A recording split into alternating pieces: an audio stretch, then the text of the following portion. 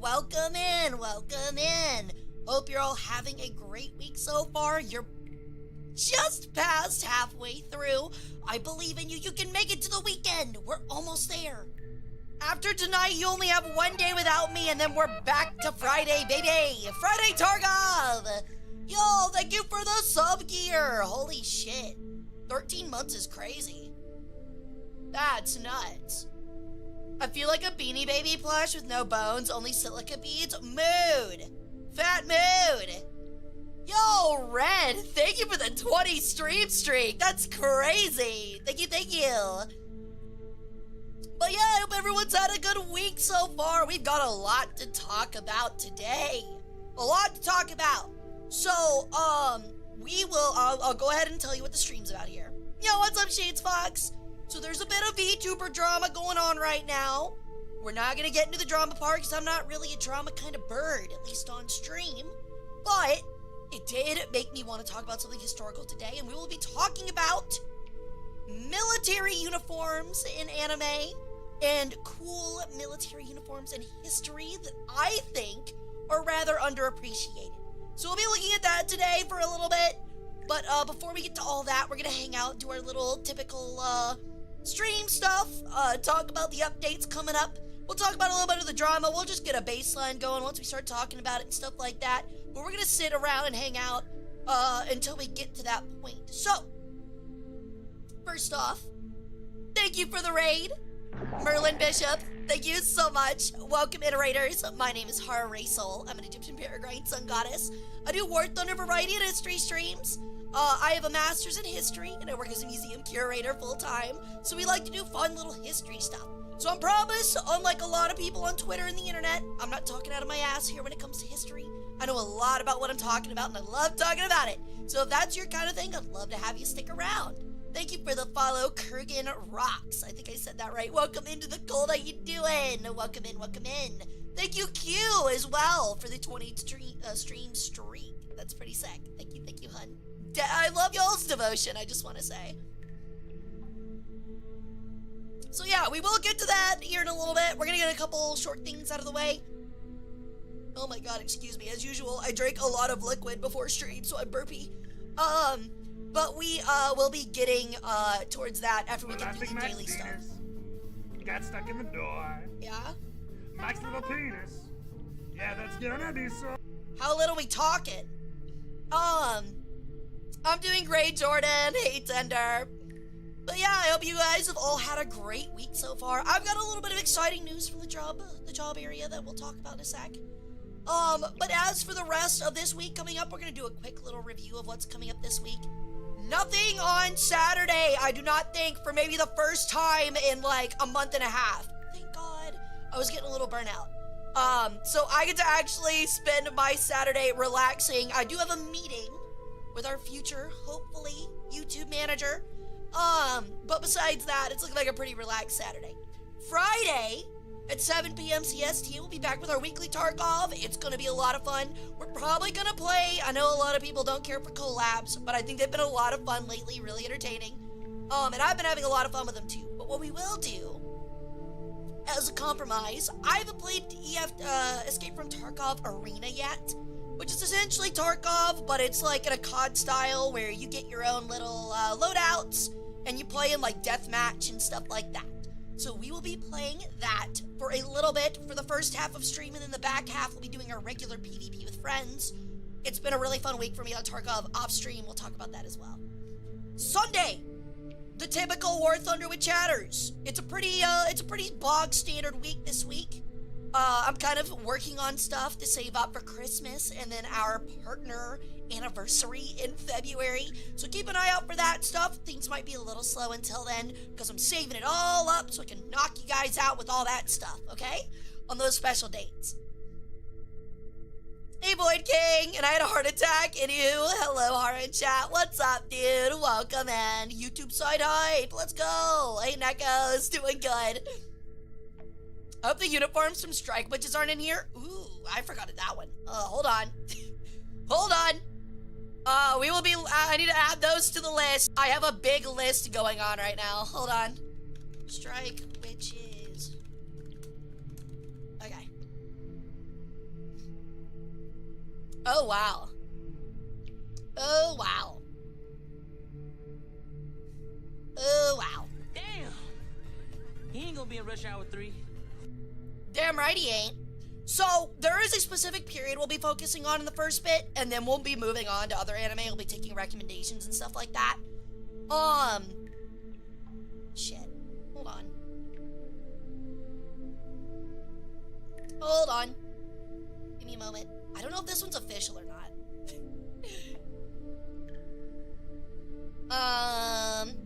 Yeah, I can't tell. Honestly, we'll look at these later. But I'll take recommendations here in a little bit for both anime, and historical outfits. Yeah, I could, but what? But first we're gonna, like I said, we're gonna talk about, just regular stream stuff first. So yeah, big thing, really cool thing. This week, or, last week, again, I have to, like, kind of, like, edit dates and, like, hold on to things that I can't tell you guys about just to, save my personal identity. But something really cool came into the museum a couple weeks ago, couple weeks ago, somewhere around that time. We got a bunch of old Coca-Cola memorabilia, some really cool shit, as well as some extremely fancy, extremely nice, like pharmacy display tables, that were built in the 30s. And oh my god, they are very luxurious. They are very luxurious. I'm not kidding. So we're talking about moving some of that stuff into a permanent exhibit, to make a permanent exhibit out of it, utilizing a lot of like old medicinal bottles, Coca-Cola, things like that. So I'm really excited about it. And I was talking with the director last week, and the director was like, I wonder why this lady just had them in her attic when, like, her great-great-grandfather owned the drugstore. And I was like, do you not realize, like, how expensive this shit is? This is curved glass made in the 20s and 30s. Like, do you have any idea how hard that was to get in the 20s and 30s? It was very expensive. And it is like glass that is probably like 1.5 inches thick, made with dark oak. It is very, very fancy. So I'm very happy to have it. Yeah, absolute jackpot. It's really sick. But the thing that's really cool and what I learned about, you know, doing research on that stuff, is that apparently back when soda fountains were a thing and were in pharmacies, a big thing was that Coca-Cola distributors and other, you know, soda companies and stuff like that would hand out to pharmacists, like, merch, like specific limited time merch as like a thank you for stocking and buying their product, right?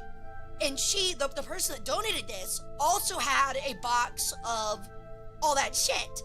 So we have everything from belt buckles to pill canisters to challenge coins to pocket knives to bottles from like the 1890s. It's awesome. The belt buckles are crazy. One has a woman with her titties out holding a bottle of Coke looking like a French Republican Revolution painting.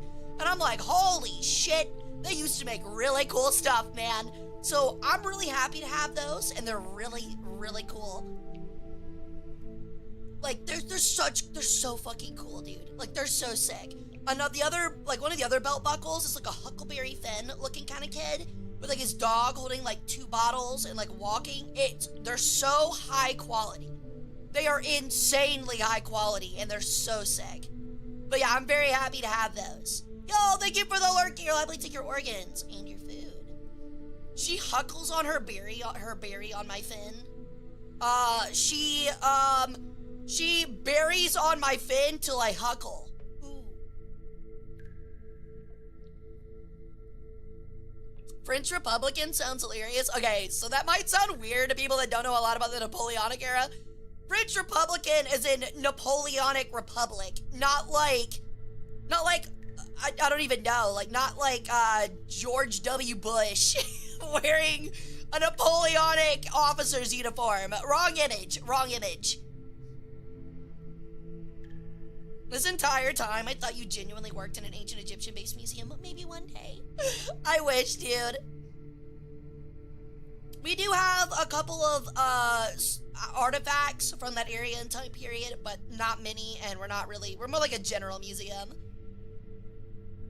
George W. Bush with a beret and a baguette in his hand. He's like recreating that Napoleonic like painting where he's got like his hand like down his pants instead of like in the little pocket area on his stomach. That would be sick. Absolute peak.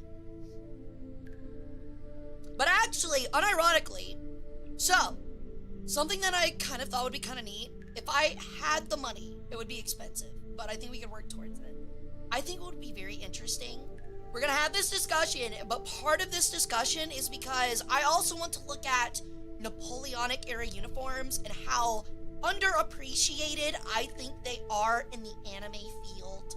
I think that it would be really neat eventually. I have 2 main outfit ideas that I would like to get made, and they're all very expensive, sadly. So I'm gonna have to save up a bunch of like of y'all's sub money each month, and hopefully we can get both of them done. But one of them I want them to be is a mildly scantily clad Napoleonic era uniform. And you might be asking, it could either be French or British. And you might be asking, Hara, what the fuck does that have to do with Egypt? Little do you know. There is a British and French campaign in Egypt, both of which fought each other. So I thought that would, in Egypt, it's pretty fucking sick. So I would love to possibly connect that in some fun way that I would think would be really, really cool. And I actually have a thing in mind that I will show later on stream. No, it's all good, Angel. French maid, you say it and not say maid. Wasn't because of cotton, they didn't want to keep getting cotton from the American South. What are you talking about, Argon? I swear, I'm gonna walk into a history museum I have near me and see that they go coke and stuff and go, wait a damn minute. Oh, God. Is it true that French soldiers during World War I or II shot off the nose of the Sphinx, or is that an urban legend? So actually, it wasn't World War I or World War II. The French, I don't believe, really fought in Egypt. You're thinking of the Napoleonic era. And that is entirely a myth. The myth is that during one of the battles between the French and, the French and English, I almost said French and Spanish, between the French and English in Egypt, it was believed that one of the cannons shot off the nose of the Sphinx, but that is incorrect. I find it very rude for Twitch to hide this stream. Me and Twitch finna scrap. Hell yeah, fight them on my behalf. We're trying to keep you away from your cult indoctrination. But the actual prevalent belief, as it is historically noted, and even then it's probably, mythologized to a certain degree, but the belief is how the Egyptian Sphinx lost its nose is that during occupation by one of the Islamic caliphates, probably around, anywhere from, the 1000 AD to, 15, 1600, 1700 even? Yes, about 1700 AD. Essentially, it is believed that there was a Islamic imam in Egypt that was presiding over some of his, I guess, like, Muslim congregation, I guess is the best way to say it. I'm not really sure the word for Islam. But you know what I'm saying, essentially. And he found out that a lot of them, what they do is that if things weren't going right, they get drunk and go worship the Sphinx out near the pyramids of Giza, which at this time would have been buried up to its neck in sand, just about. A lot of people don't know that, actually, but yeah, it would have been buried about up to its neck in sand. And so there's a story that this imam got drunk himself and got so upset one day at his congregation worshiping the Sphinx that he went out late one night and hammered off the nose of the Sphinx. And the whole reason of that is that in ancient Egyptian belief, but also in Islamic belief, is that if you deface a statue, it hurts who is being depicted. So that was his way of hurting what he saw as a heretical symbol being worshipped, and a false idol. So it's really, really, really neat. And I think I like that story more than it being shot off by a French cannon, because I think that's really, really cool. Huh? Yeah, no. So in ancient Egypt, it was believed that if you had a statue and somebody knocked off your nose and your ears and they did it consistently enough, you'd lose your nose and your ears in the afterlife. Same reason when, now here's a very gruesome part of Egyptian history. When you would kill your enemy, if you really hated them, you would castrate their dead body because you wouldn't want them to have their wiener in the afterlife. So, yeah, very common. He got drunk and defiled the statue, seems pretty petty. As many are in history. It's not simply, you know, limited to Islamic imams, but very common in other religions and cultures as well.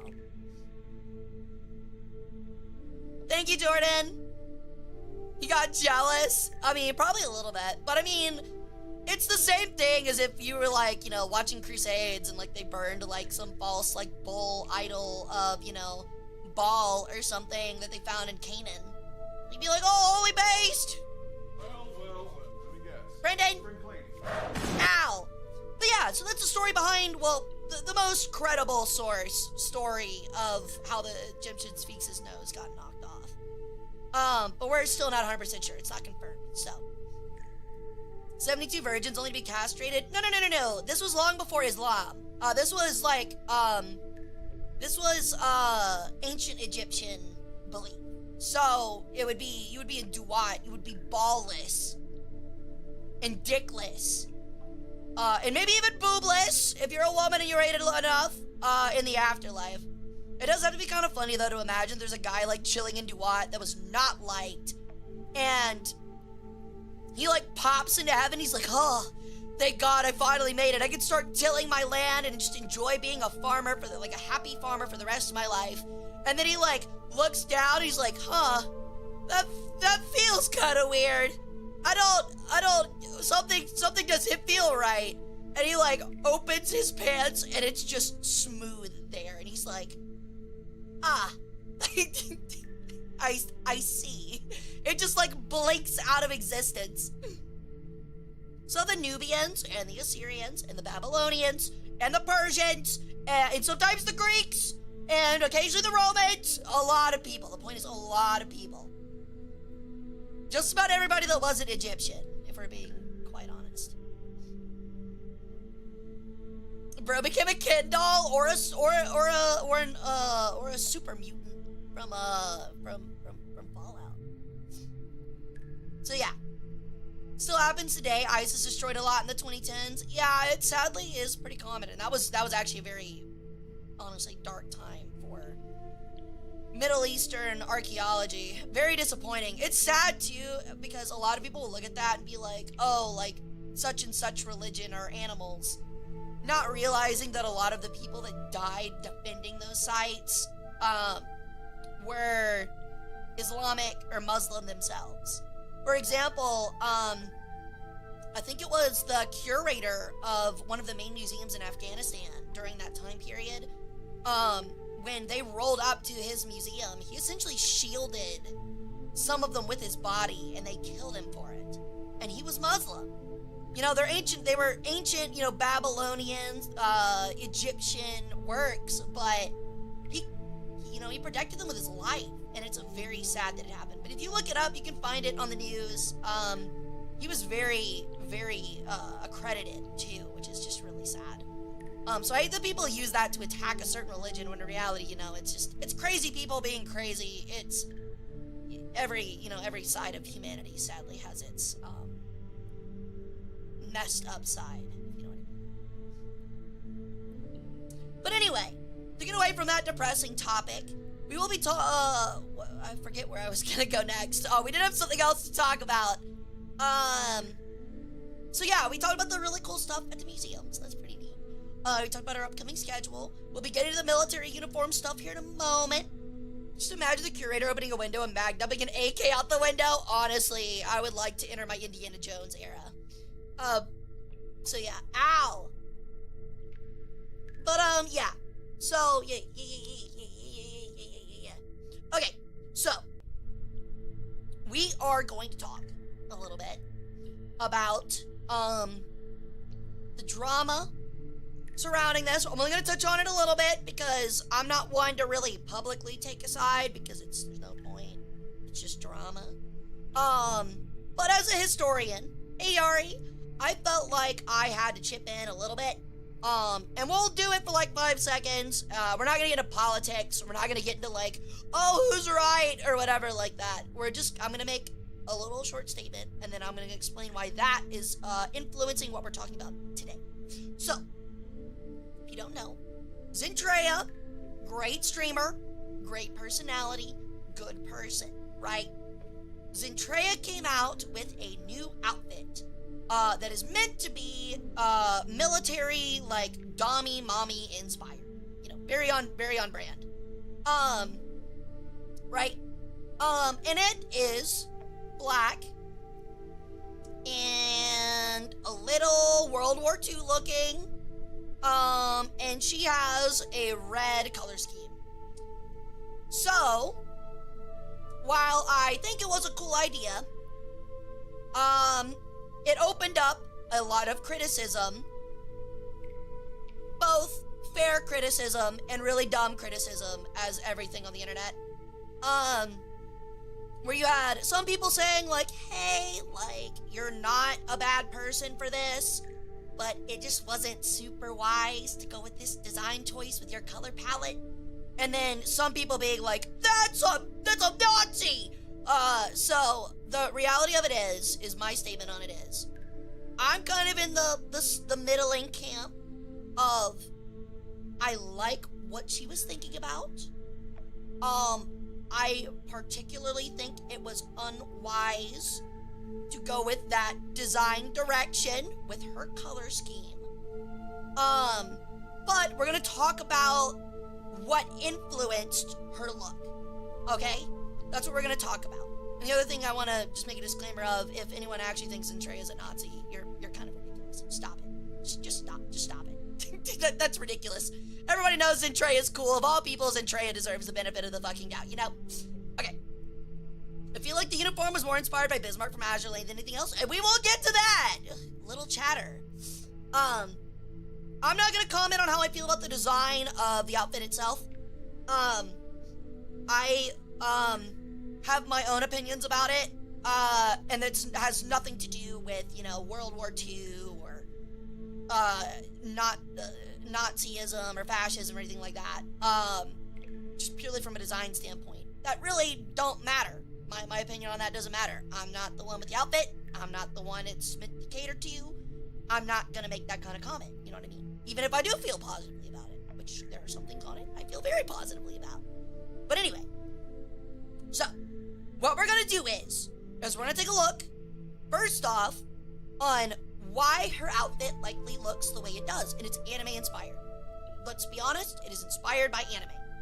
Now, we have to look at the reason of what inspirations go into typical military uniforms in anime, for one, and for two, why this area is chosen for military uniforms and not other eras of military uniforms. Because if I'm being honest, there's a lot of really cool military uniforms out there, ranging from ancient times to all the way up to modern day, that you can go with, that will not be a problem, that really 99.99999% of people cannot really have a complaint about, that I think a lot of VTubers should go into, instead of going with what I feel is the typical, anime-inspired military uniform. Okay? Does that make sense? Anybody got any questions so far? Are we feeling like y'all are getting where I'm coming from? Do we have any questions yet? So first, what we're gonna do, to explain what we're gonna do. First, we're gonna look at, anime designs, military anime designs in anime, and I'm gonna talk about them, critique some of them, etc., and maybe where those design choices came from and why they exist. And then what we're gonna do is, after that, we're gonna look at other military uniforms that we think would be really cool for VTubers or anime in general that are really underappreciated, okay? I think that would be fun. You're making total sense, boss? Okay, cool. I just want to make sure we're all on the same page. Okay, so first thing that we are gonna do. Let me see here. Okay, so let me grab it real quick. I'm not gonna lie, chat. I know we're 30 minutes in, and I do this every motherfucking time, but I kind of have to pee. I'm gonna be so real right now, chat. I've kind of gotta pee. So give me like 30 seconds to go to the bathroom. Because once again, I loaded up on liquids, and I will be right back. Come talk amongst yourselves on what you think I'm gonna talk about and how your week's going and stuff like that. Okay, so we're not need to go anywhere.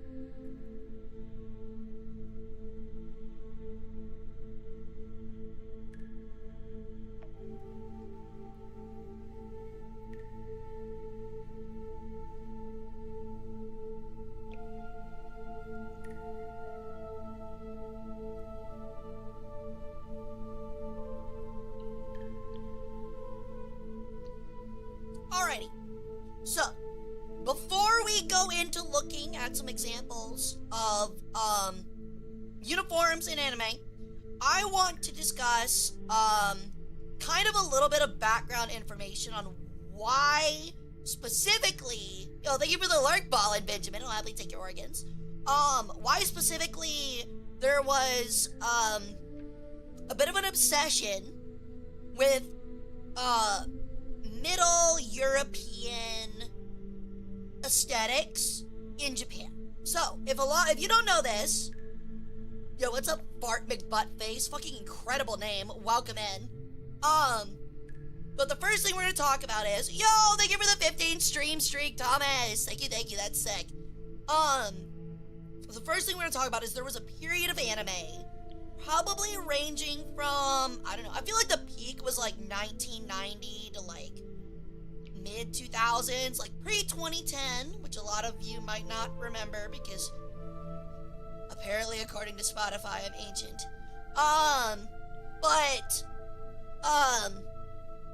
Essentially, now Gundam is something we will talk about. That is actually something I didn't consider, and that is something that we really do need to talk about. But there was a thing in about the 90s and mid-2000s, up until the mid-2000s, and even to some point it still staggers on today, where there was an obsession with Middle European aesthetics. For example, spells were said in German. Spell books were written in German. Mystical books and magic were all German related. I forget what the name of it is, but it's the same thing that Megumin is, and that one black-haired girl with the eye patch, is a part of this, cultural, interest, I guess is the best thing to say, in German society, in German culture, period, really. It was the same thing with, you know, kind of like how weebs are, with the with Japanese and stuff. They'll learn a little bit of Japanese, they'll speak it, they think it's way cooler to say their flashy, you know, spell name or like, weapon attack in Japanese, when really it just means like, smelly green wind or some shit like that, you know what I mean? It was the same thing with Japan and saying it in German. It was extremely common. Madoka Magica was a really big example of this. I can't really think of any off the top of my head right now, but there was a lot of series that were really big into that in Japan during that time period. Now, naturally, that translated into other areas of not only German culture, but German history. Fate did it as well, correct. You are correct. But then again, I think the Fate ones, they're like actually meant to be like German characters, so it's kind of a little bit different there. But you get my point. But more modern would be Frieren, full of German. That's a good one, yes. Frieren. And that is something we will be talking about today as well, is Frieren. Frieren, I believe her name itself is German.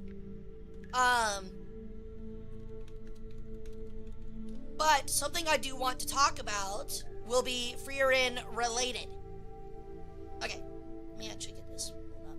That's another thing I need to add to my little slide that I'll be showing in a minute. Okay. So, yes, yeah, Frieren is German, right, it means freezing, because, God, what was the love interest's name? I haven't seen the show in like 6 months, and I hate that I can't remember it, but, what is it, Himmel? Himmel is the most German-sounding name ever. Like, what would Himmel do? Himmel is the most German-sounding name ever. But yeah, a lot of, like, high fantasy in Japan is inspired by Europe. Look at Attack on Titan, that's an example. It's a really good example. Things like, Konosuba, even, Sword Art Online, they're all heavily European inspired. And that's because there's this interest with Middle European, like French, German, Swiss, Dutch even sometimes, that kind of area, and their culture is of big, interest, to, Japanese culture. Now, to say that expanded into other areas, and we're in this unique experience where, now Japan, we admit, has a little bit of a weeb phase, but for German, what is that called? Not a wereaboo, because that just refers to, people that like, World War II German stuff. Oh, thank you, Iron Warrior. Good fucking point. Yes, Full Metal Alchemist is very German coded. And I love Full Metal. I don't know how I didn't think about that. Almost every single character in that series is German named. Alphonse, Edward, Colonel Mustang isn't really, but you get Armstrong, things like that. Winry, fucking Hohenheim. You get the point. Am I a wereaboo for being German heart? No, you're not a wereaboo. Wereaboo has its own, explanation. But anyway. So as I was saying, but however, this bled into other areas, and sadly, one of those areas is, Nazi German inspired. And you might be asking, well, does that make, anime problematic? That's not a thing that we're gonna super get into, we're not gonna really get deep into those politics. Obviously, I don't think so. I think where it comes from is that Japan was in a unique position to where something horrible happened in the world, and it became the aesthetic became culturally significant in Japan because it was a world away and really had very little effect on their culture, if that makes sense. So there's this weird thing where it's completely innocent because they really only are in it for the aesthetic. And most people in Japan would be rather ignorant to the meaning behind a lot of the aesthetic itself. You know what I mean? So, or the gravity behind it. If that makes sense. So I don't think it's problematic. However, being in the West, and being consumers of anime, we do have to recognize, it is a little bit of our duty, to understand, where those influences come from. And to understand that, and to realize, like, hey, well, it's not problematic. In the West here, we probably shouldn't super prop it up. You know what I mean? Looking good, Queen. Thank you, Graham. But anyway, that doesn't change the fact that, it's popular in Japan. To not really a problematic degree. But I'm just looking at Jinro, the Wolf Brigade, very Germanic, that too. But anyway, that just means that it happens to bleed into certain things, and they don't understand, you know, the weight behind, you know, imagery of World War II, like of the Axis in World War II, and that applies to Italy as well, because, you know, they were a world away, they weren't affected by it, and a lot of them just simply don't know the history behind it, which is fine. Shit, I mean, a lot of really bad things happened in China during World War II, and there might be some things that are, you know, really uncomfortable for people that live in China about Imperial Japan that, you know, we might be pretty laissez-faire about showing. One, for example, being the Imperial Japanese flag. But what that means is that while it's not problematic, we still have to recognize that it can still be some, you know, rather interesting imagery in the West, and that can cause some problems. Now, we're gonna take a couple looks at them, and we're gonna talk about, not really, I don't want to say like how problematic they are, because that's not correct, but it's one of those things where it's like, hey, like, this is something that anime could probably do a little bit better at, you know what I mean? And there are ways that you can depict, you know, a German military uniform from World War II without it kind of being in like a territory, you know what I mean? If that makes any sort of sense. Okay, hold on one moment. I'm noticing I'm getting a little bit of lag for some reason, and I am unsure why. And it's making me a little bit angry. But you get my point, right? You mostly get my point.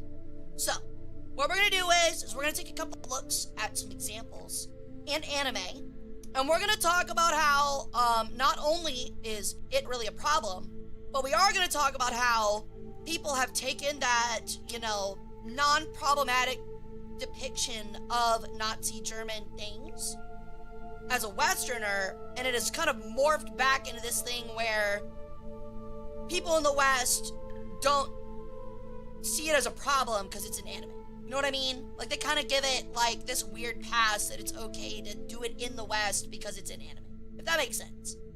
So we're gonna look at some examples, how things could be done better, and how you could depict, you know, a Hugo Boss style or adjacent uniform, and it be kosher from a Western audience standpoint and as a Western creator, if that makes sense. So, we will take a look. Okay, so our first one. Let me get the screen up. The screen. Okay, so our first example here is Bismarck. Now we have two Bismarck examples here today. First one is from Azure Lane. So, we're looking at it here. Sorry, let me get stuff picked up. Girls in Panzers, Japanese anime that's heavily German. Yeah, we'll talk about it. So the first one here is Bismarck. This is some fan art, but it's about as close as I could get to a full, you know, view of her outfit. Now, obviously, you're not gonna look at Bismarck in Azure Lane and say Nazi. It really doesn't look like a Hugo Boss uniform, right? It has Hugo Boss elements that we will discuss in a moment. Very obvious Hugo Boss elements. And by the way, if you're not a history understood, Hugo Boss is the name of a clothing company that exists to this day that stylized and produced the designs for Nazi uniforms, especially the SS.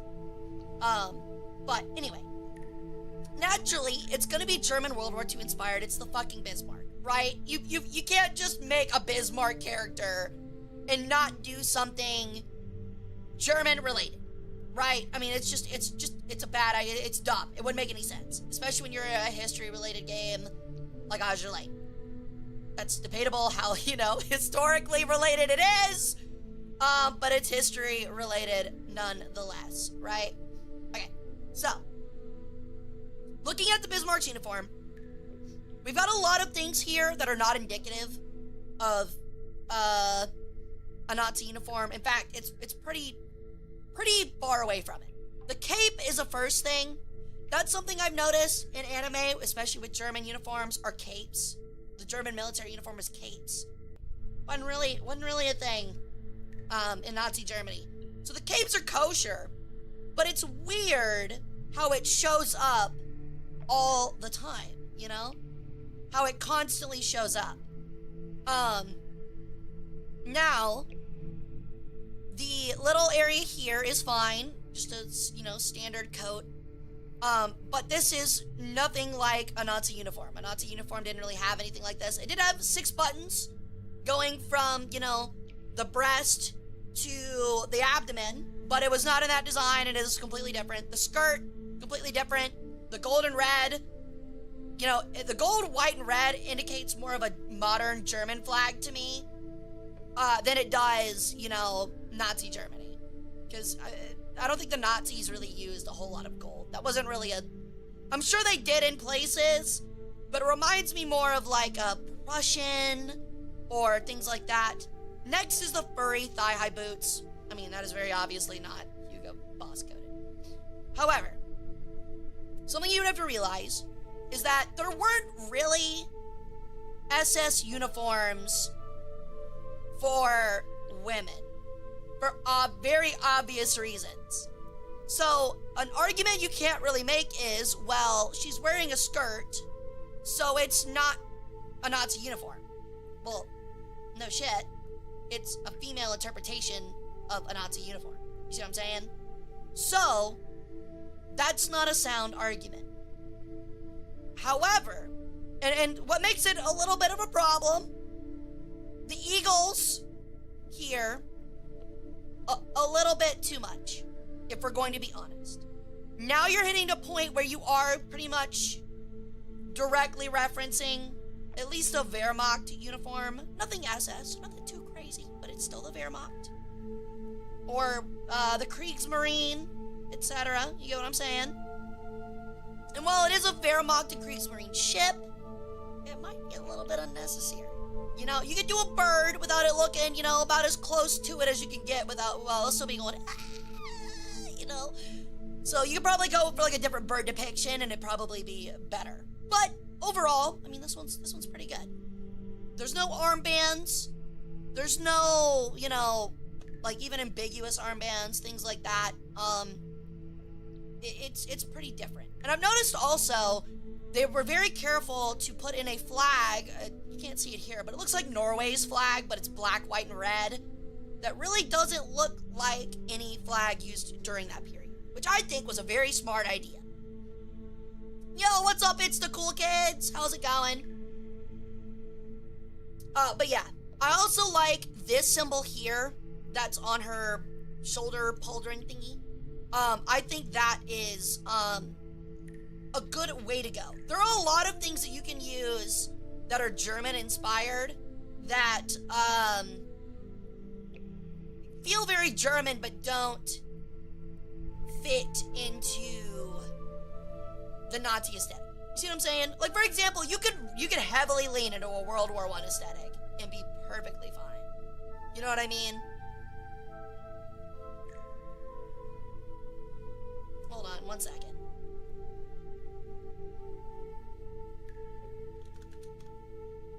Boink. Alright. Okay. As I was saying, the badge on her shoulder is the badge of the actual ship. Oh, okay, well, you see, but that's the thing, is like, I like that design. And while it is related to, you know, the Kriegsmarine, the World War II Nazi Kriegsmarine, it's something that the average person would not look at and go, oh, that's Nazi. You know what I mean? Because at the end of the day, you have to think about, as a designer and as a creator, especially for a public IP, you have to create something where people don't go, that's a Nazi. You know what I mean? Even the dumbest person, you have to think about, because again, you're looking to sell a product. You have to look at something and you're looking to make an appealing design, and you have to be able to look at something and they won't immediately go, that's a Nazi, even the dumbest person. You know what I mean? And I don't think that really evokes that. This design really evokes that. The eagles are a little too much of a touch, but everything else is pretty on guard, you know? I think the Iron Cross is also something that could be utilized and not be a problem. I think the Iron Cross is a very good stand-in for other symbols, as it is a German symbol more than it is a Nazi symbol. And I think that is a much smarter thing for someone that is being conscious about symbolism and stuff like that. It would be the smart thing. So honestly, I would say the Iron Cross instead maybe might have been a good touch instead. So, yeah. Hey, Figs, I'm doing good. Okay, so. I think it's safe to say that the birds might be a little over the line, but everything else makes pretty good design. It's a good thing to pick something like this, as it screams more, to me at least, German Empire. Got Stuck in the door. Mike's tiny penis. Yeah, That's gonna be sore. Okay, so next is Girls in Panzer. The classic. Everybody loves Girls in Panzer. Now, this one might have a couple problems. It is pretty close. It's not like SS uniform. We're not going that far. But it is extremely close. I mean, I would also say that maybe Girls in Panzer might be at least slightly more accurate. At least has the goal of being a little bit more historically accurate than Azure Lane, for obvious reasons. But it is extremely close out to a basic Wehrmacht uniform. And I've got a thing to look at here. This is actually SS. This is not just typical Wehrmacht, but it is SS. And something you'll notice is that you've got the undercolored shirt, as they're all wearing here. Granted, she's not wearing a tie, but there's definitely space for a tie. And then the overcoat. And the overcoat is extremely similar to that of a typical, German infantryman. Especially armored here. And while we are going for a little bit of historical accuracy, it is a little close. The hat itself is also a thing that is purely Nazi Germany. It was worn by other nations, of course, but you're not gonna see it in a black style with, again, another bird symbol out front. A beret. Actually, I think it's called an overseas cap is the name of it, I believe. It's not actually, that's not a beret. But yeah, while other militaries utilize a similar kind of hat, it is getting close. But I will say, it's not that big of a problem, because they were wise enough to not put something resembling the Death's Head on it. You know what I mean?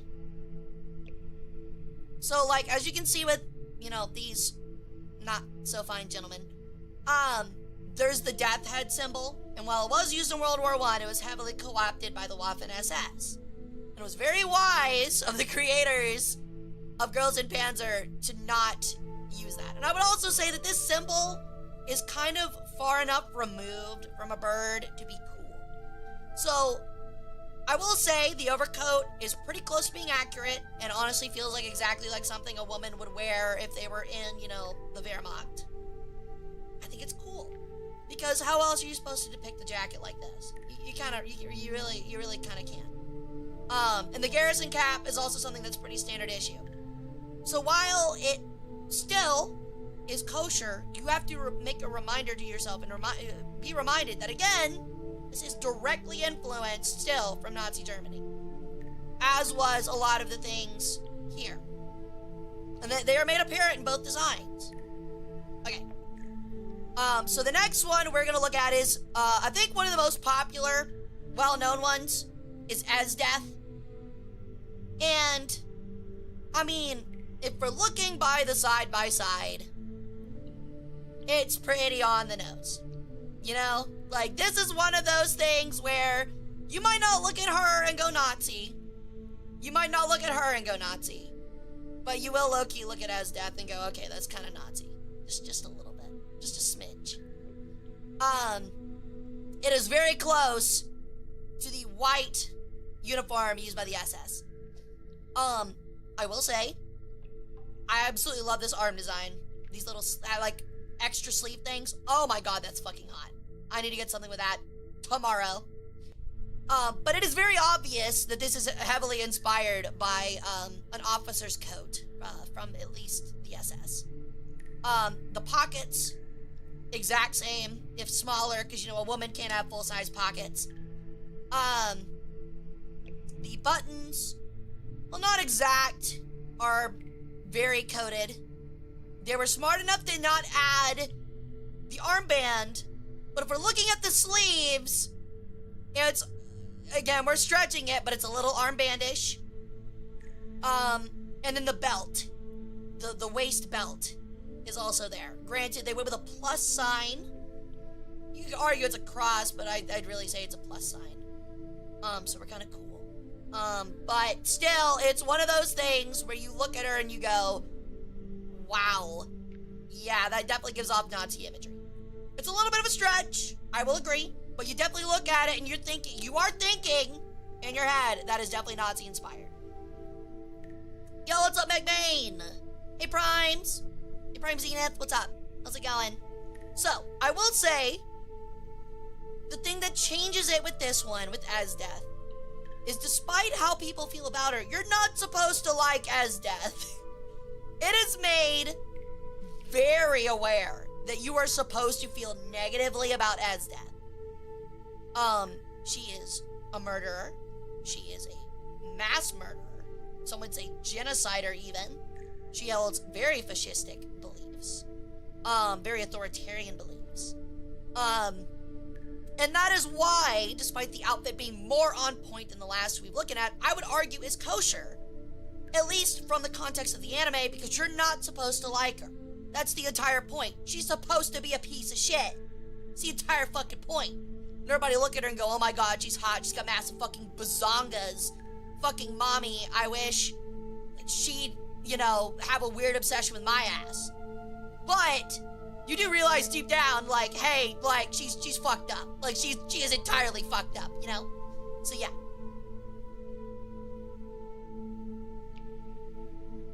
So, yeah. I don't even know what that word means. What word? Her whole ideal is that the strong live and the weak die. Yeah, she was 100% designed to be unlikable and unredeemable. Exactly. And that the anime makes that point multiple times, and no matter how many times Tatsumi tries to get to her, she ain't nothing but a piece of shit. That is the point. Exactly, Iron Warrior. Exactly. So that's where I think the depiction is okay. Because again, they're not trying to depict it in a positive light, or a light where you're like, oh, you're supposed to like her or feel sympathy for her. Nah, the anime makes it pretty fucking clear she's a piece of shit and you should hate her. Plus, let's be honest, like, Tatsumi should have gotten with the pink-haired chick 10 out of 10 times over Esdeath. Every fucking time. Yo! Thank you for the sub, Benjamin! Welcome back to the harem. I hope you enjoy your stay. Alright, so, we talked about that one. Now, the one that, the elephant in the room, we'll get to that one in a little bit, but the elephant in the room, actually, we'll save the elephant in the room later. Next is Bismarck from Can Cole. Now, Bismarck from Can Cole, as much as I love Can Cole, is a little bit more on the nose than Azure Lane. Azure Lane feels very modern German because of the gold elements and the white and red. Feels, it doesn't scream, you know, Nazi to me. It doesn't feel like it at all. But something about the Bismarck, okay, hold on, we'll come back to that. I'm actually revealing some things. I feel like the Bismarck is just a little bit more on the nose, to the point where, don't get me wrong, I love Bismarck's design. I love Bismarck. But it's a little, we'll get back to that, ignore what you saw. We'll get back to that. I was saving that, but we'll talk about that. But it is a little on the nose. The hat is very similar to a captain's hat in the Kriegsmarine. The outfit has some pretty on-the-nose elements. While not being all there, obviously, I don't think a German Waffen-SS captain had his man boobs sticking out of his shirt like that and held back by parts of what looks like an anchor. It is, you know, a little bit more on the nose, to a point where, like, someone will look at it and be like, yeah, that's probably a Kriegsmarine captain. You know what I mean? It doesn't really give any elements of modern or Imperial Germany. And that's because it's the gray, black, and red color scheme. I think that is what a big part of it becomes, is the black and red color scheme. I feel like that is a very important thing to focus on. And while accurate, if you don't add some more color elements, it sometimes feels a little too on the nose. You know what I mean? Just a little bit. And again, we're not saying it's problematic. We're not saying the people that make can't color Nazis. But we will say from a Western perspective, if this was not anime and was in, say, a movie and was supposed to be put in a positive light, you might squint at it. You know, and that's a perspective that you have to come at a little bit. Is if I saw this and say, I don't know, you know what, fuck it. Let's say that this is the next Disney princess, and it is in a Disney style. You would be a little shifty-eyed at it, let's be honest. Right? You would be a little bit shifty-eyed. You'd be like, oh, Disney, I don't know if you were cooking with this one. You know what I mean? You're like, I don't know if you were cooking with that outfit. Maybe we should have toned it down just a smidge, you know? Now, I am saying again, there's this fine line you have to meet because you are depicting a Kriegsmarine ship. It's understandable. And I would say Can Cole is a little bit more history-related than Azure Lane is. Because if I'm being honest, I feel like Azure Lane really likes to focus on the TNA with, you know, tangentially historical perceptions. You know what I mean? History, the history thing is just an afterthought. It's tits and ass, and wow, she's threw a dart at the board German. You know what I mean? Can Cole's a little bit on the nose. But yeah. And that's kind of like the lens you have to look at it from, is like, obviously you can't judge, you know, the artist because, you know, they don't understand the impact of it. But you have to admit a little bit that if Disney came out with this design, you'd be like, oh, I don't know about that one, dude.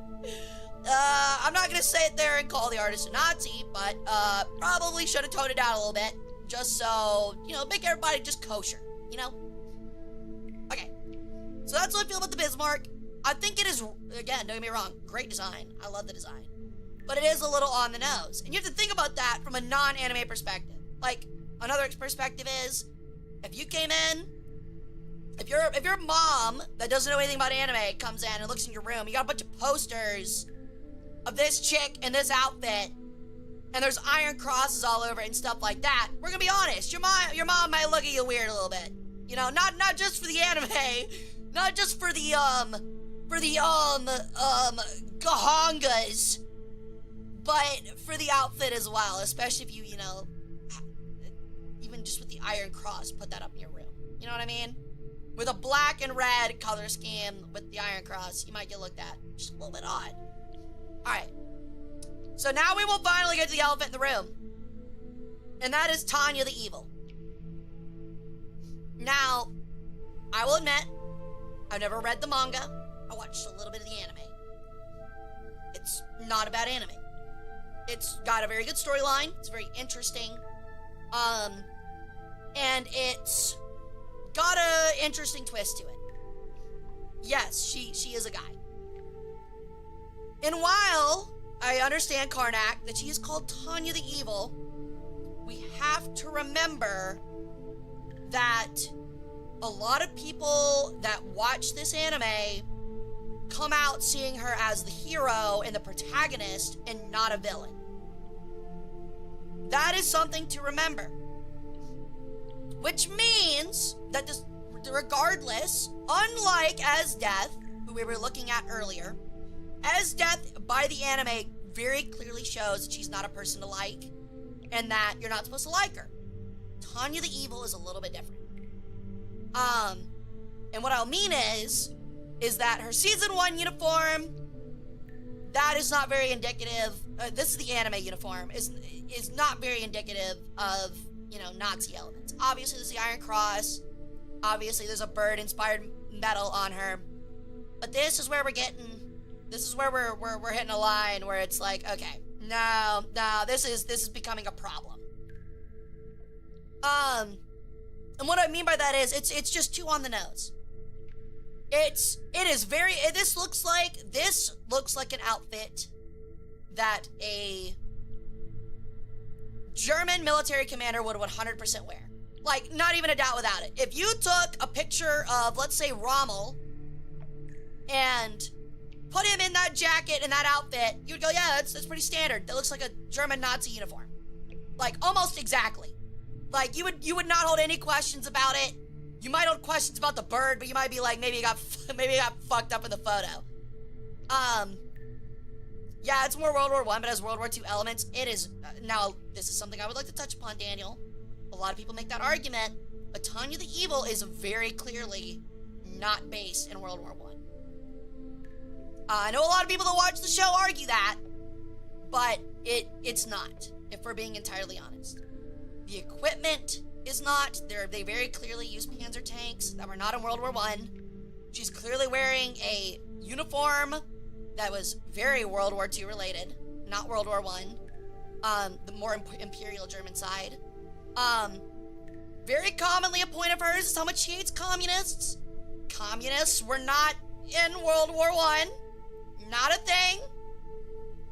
So it is very safe to say, in my historical opinion as a historian, especially someone that focused on the Cold War, granted, I'm not going to sit there and here and act like I'm a World War II expert, but you have to know a good amount of World War II to know a lot about the Cold War, because they're pretty directly related. I think you can look at it and go, yeah, she's supposed to be a little SS. The war is based off World War I, but the technology is World War II, if that makes sense. Again, I don't think that's enough of an argument is the problem. Because again, they're fighting communists. World War I Germany did not fight communists. So as much as we want to talk about, you know, maybe the fact that they call it an empire, and that the fact that they call, like, they maybe a couple things are World War I related. I mean, the aesthetic is fully on World War II German, equipment and all, and they're fighting communists. And she has a seething hatred for communists. Imperial Germans didn't give a shit about communists. They really didn't. Because they were imperial, and it's, while they are politically opposed to one another, it's not as politically opposed as, you know, fascism and communism. Oh, yeah, I know you're not. I know you're not. My argument is just simply that it is heavily World War II inspired with some World War I elements. Meanwhile, a lot of people will defend this show and say, it's World War I, it's World War I, it's cool, it's World War I.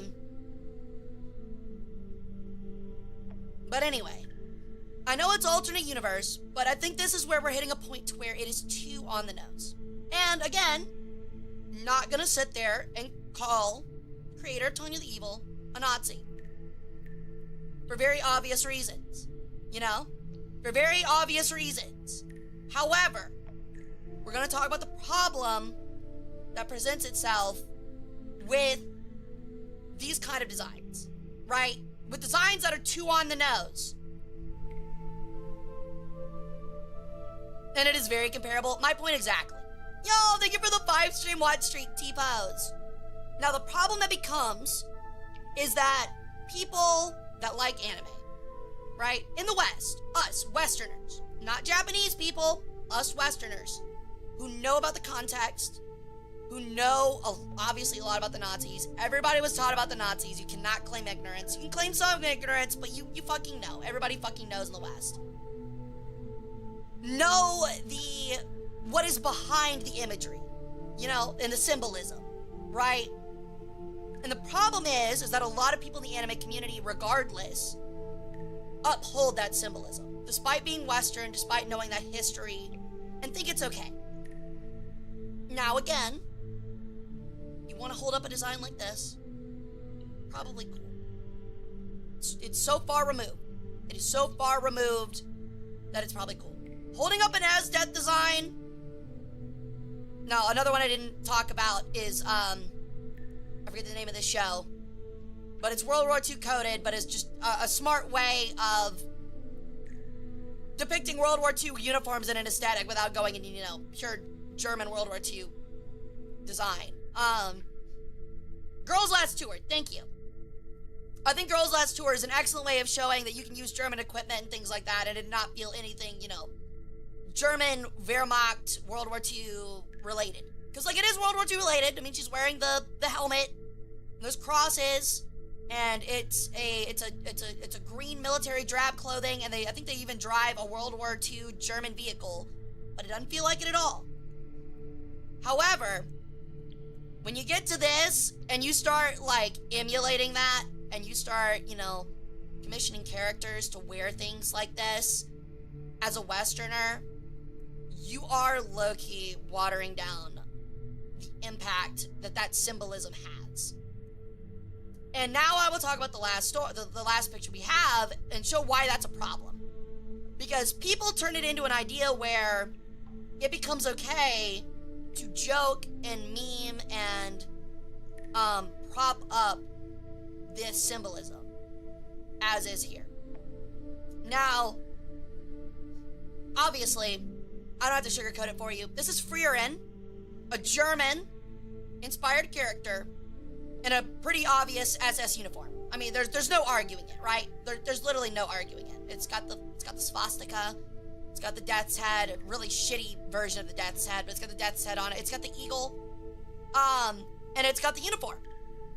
And the reality of it is that because of this aesthetic, an aesthetic like this, it has become okay in online circles of anime spaces to see like the German uniform as something as unabashedly cool that is totally cool to use as a meme, as a joke, as a fun cosplay, things like that. And the reality of it is, for a Japanese person, if they did that, I would side-eye and be like, that's not cool, but I would not think, you know, they're a Nazi. But that's different for us Westerners. Us in the West, we know what these symbols mean. We know what they have. We know the impact that it has with watering down such symbols. And at the end of the day, this is what happens, is that now you have a German-inspired character. You have a German-inspired character that has nothing to do with World War II and Nazism, but because she made a statement on demons and not deserving, you know, no quarter, which is understandable in the context of the Frieren world, there are people, thank you for the sub, Anubis, welcome into the harem. There are people that will now apply Nazi symbolism and even ideology to people like Frieren. People that are both against it and for it. Because the aesthetic of something like this has been so normalized in the anime community. You know what I mean? Because it has become so normalized and seen as like, oh, it's just like cool uniform. Just like cool uniform. I just like the aesthetic. I mean, that doesn't really change anything, dude. It really doesn't. Do they stop for World War II? It's more like areas in Asia focus more on Asian World War II history, much like how your high school focused on European World War II history. Well, you might have learned a little bit about American conflict with Japan at like Iwo Jima.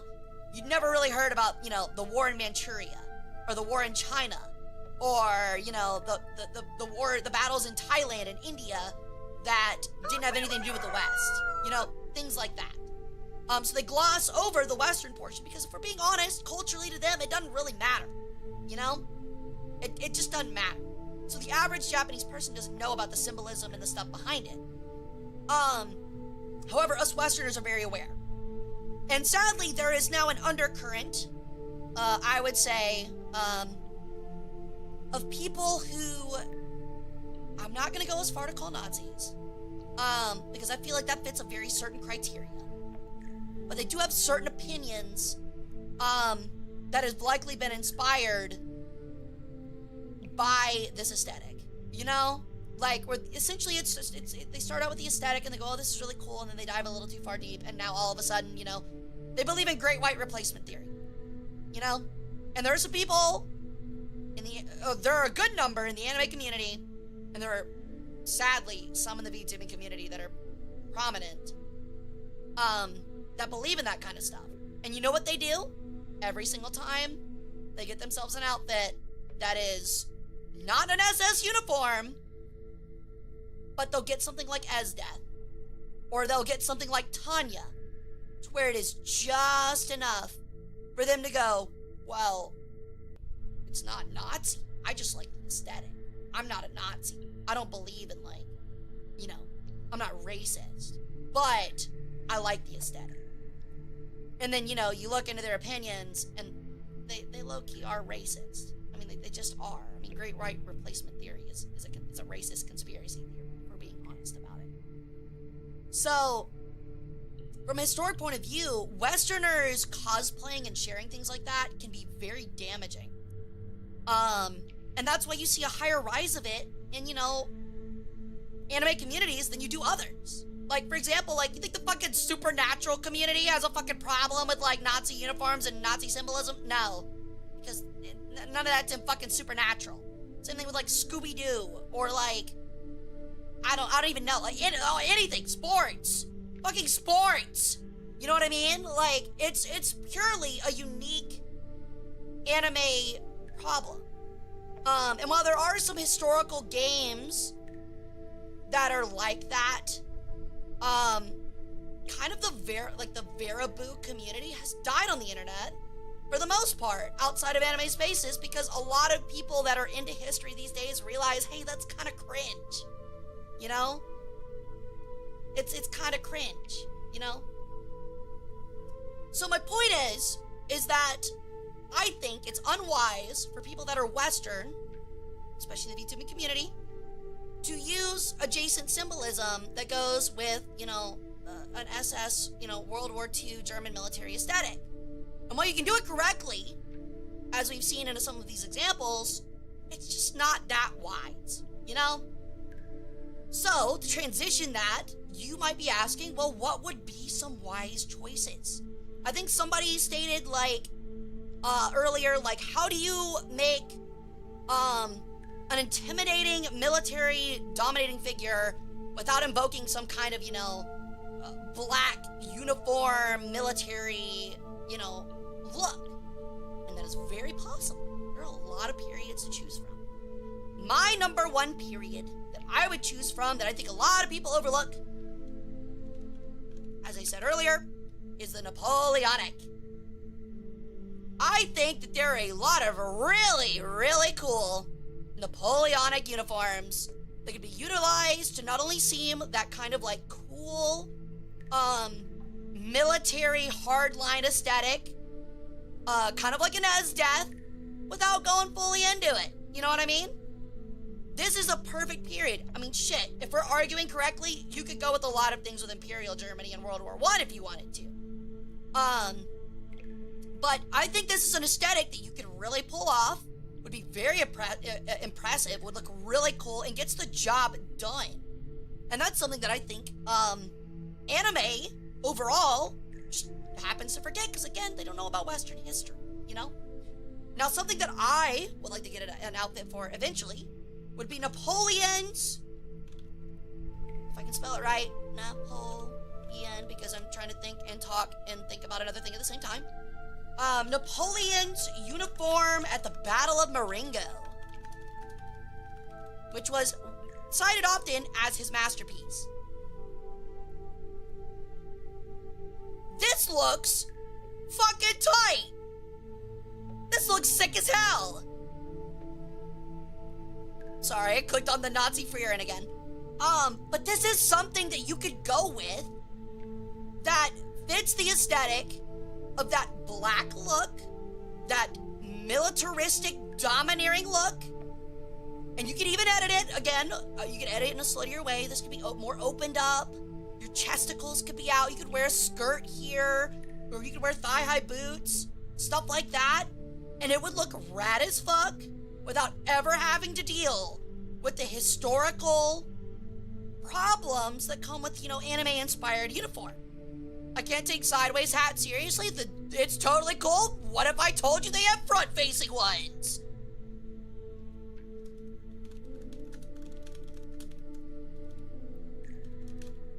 And that's the thing with these. If you don't like the color,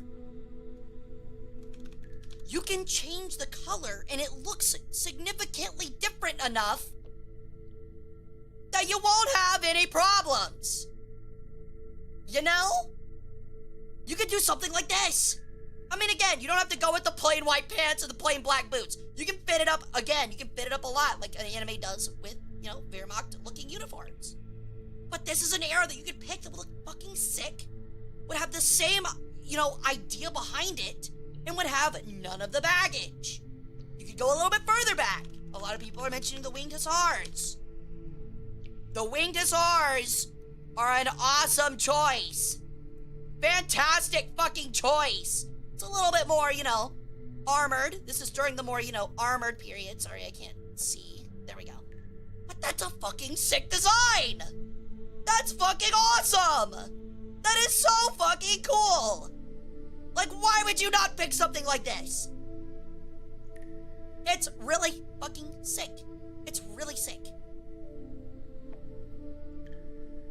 It's really sick. Another one you could use.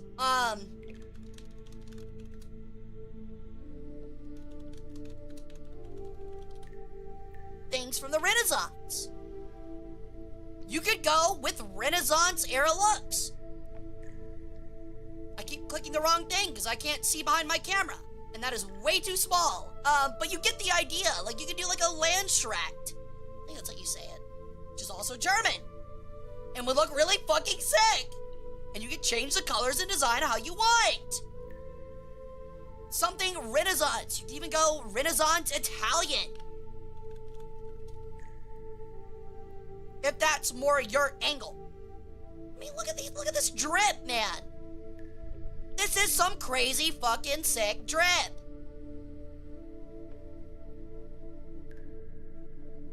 That you can run with and not have a problem. Yo, what's up, Sorcerer Snoopy? World War I uniforms. There are a lot of World War I uniforms you can go with as well. That again would just, if you're really wanting that like black uniform mid-19th century look, you can still do it and still do it fine. I mean, pick out this. Pick the sick-ass World War I US Army uniform with like the leg bandages and shit like that and color it black. You're not gonna have a problem, you know? You could go black with white accents. You're not gonna have a problem. And if you do, you have references in small things like the leg wrappings or the boot style or the helmet where you can actually people and everybody will go, oh yeah, that person's an idiot. You know? You don't have to sit there and be like, but I slightly changed this. Like, no, it's very obvious that it is World War I inspired, you know? Austro-Hungarian Kaiserschützen.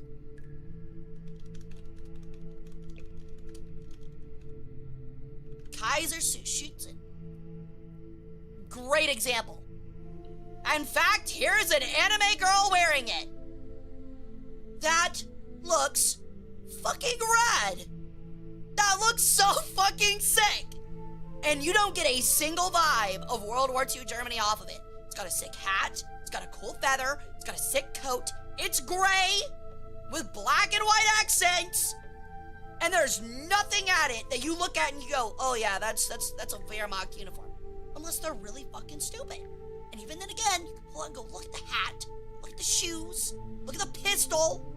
Very obviously World War I. And it's still Austro-Hungarian, which was an Axis side. Because, I mean, if we're being honest, like, kind of everybody was, you know, morally gray in World War I. There wasn't really, you know, it wasn't nearly as clear cut, despite all the Allies felt at the Treaty of Versailles. Now, another one that I was looking at was, hold on. I posted it to the mods. The problem is, if I'm being honest, it had a moose knuckle in it. If you know what that means. Let me see if I can find it and censor it. Okay. So, I'm gonna have to censor this one a little bit in clip art real quick. Give me a moment.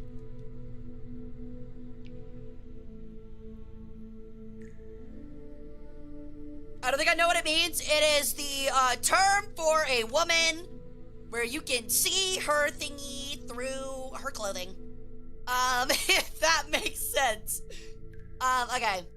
So let me just put a dot over some things so I can just cover all of my bases. It's small, but it is required so I don't get in absolute trouble.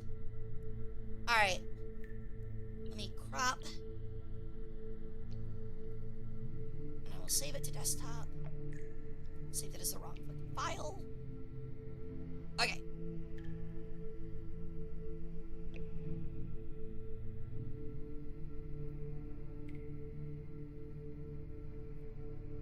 Alright. So let me pull it up. And when you see the dot, you'll understand what I'm talking about, okay? You'll understand why I have to edit it. Alright. Now, we're talking like Napoleonic era looking, scantily clad uniforms. This is an amazing example. If you want to be Napoleonic and you want to be military and you want to be a little bit slutty, this right here fucking rocks. This is perfect. This is sick. It looks great. It's such a great design idea. And you can change the colors. You can change, give yourself maybe a little bit more pants so you don't get in as much trouble. But this is a Russian 1812 uniform, you know? You go Revolutionary War if you wanted to too. But this is just a great idea. This is something else you can pick. Hi, Mammoth. Sure thing. You're more than welcome to pick my brain. Now, I will say, please don't be afraid to express your opinions in here. I'm not going to pick anybody and point at them and be like, Nazi! This is a space where we're here to have historical conversations and historical opinions. And you are entitled to your opinion. This is, again, even though I'm a historian and I've done research and I know a lot about the subject, at the end of the day, history is opinions. Just, well-referenced opinions. So at the end of the day, like, you are allowed to disagree. Yo! Thank you for the raid, Autumn Leaves in the Wind! Welcome in, raiders. Welcome in, everybody. We're having a discussion on military uniforms in anime and underappreciated military uniforms. So, yeah, if that's your thing, I'm your bird. Ignore the very scantily clad Napoleonic-era Russian uniforms. It is an example that we were talking about. So, yeah. But yeah, that's what I mean. That is an example that we can go with. Now, those are really all the examples that I was able to pull out in the first little bit before stream. So if you have some more ideas, I would love to take some looks at them. Here's a nice recipe on how to make a PB&J. Pull on the 9 non-polar lipid primarily based on peanuts to 1 gluten-stabilized composite slab, and then the aqueous hydrophilic primarily based of fruit to the other gluten-stabilized composite slab. Then initiate substrate coalescence to form the final multi-phase structure. If you put something like that in my chat again, I'm going to initiate substrate coalescence with your mother to form the final multi-phase structure that will be your younger sibling. So, keep it up, nerd! Actually, though, I love that. I love that, Mammoth. That's pretty cool. I like it. It's nerdy. It's funny. It makes me laugh. Alright. Still like the I don't know how to pronounce that, Haori coat that the Shinsen Gumi unit captains wore.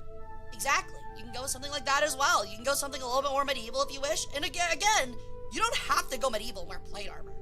That is also a really big misconception. 99% of the people on a medieval battlefield did not have fucking plate armor, you know? It was either chainmail or they wore a gambeson. But yeah, that's the point that I really wanted to talk about today, is that it's not a problem. I'm not going to sit there and call anyone a Nazi, obviously, for obvious reasons. But you can now see, I hope, through, a lot of the examples that I've given and a little bit of the discussion we've had, that it can cause problems, when Western VTubers, utilize anime military designs and use it as, a shield or a crutch to be like, well, I'm not actually like that. I just like the aesthetic.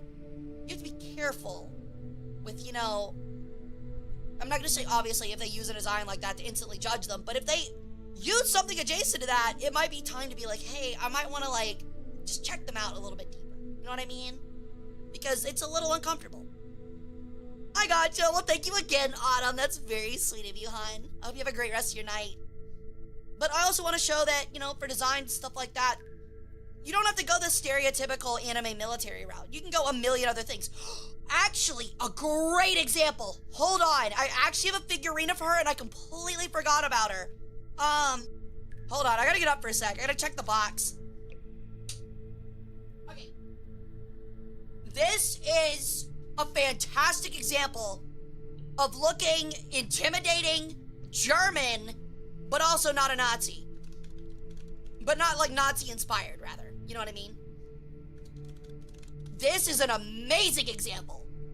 This is probably the best example that I can think of as an amazing design that VTubers should utilize more often. Alright. And this one is... Oh, hold on. Altair from Recreators, which just has a bad fucking ass design. Intimidating, military, black, red, and gold, but it doesn't invoke any form of Wehrmacht World War II uniform. Nothing like it. The coat gets close, but the collar and the little tassels on the pauldrons removes it. There's no symbolism that implies it. Her hat is very Napoleonic, and she's carrying a fucking PPSH and a cavalry, and like, honestly, I'd hardly even call that a cavalry sword. I also get it because of the PPSH, but I don't think she's meant to be Soviet. That's the thing, because, you know, again, the Soviets didn't use these colors and things like that. But this is Altair from Recreators. She's a bad fucking ass character. She's horrifying. She's incredibly intimidating in the show. She's just sick. And honestly, this is a design that I would like to utilize. Like I said, I have a figurine of her because I like her design so fucking much. And shit, like, she fucking plays a violin. Like, it's just so fucking cool. It is so fucking sick. The way in which she uses her power is stroking across the PPSH with her cavalry sword like it's a violin. It's so fucking cool. And this is what I mean by a main example that you can utilize if that's the look you're going for and don't want to, you know, find any trouble as a creator or as a designer. This is just perfect. They did it perfectly. They did it fantastically. I guess another one would be, another design you could go for, if you still want to be super weebish, is,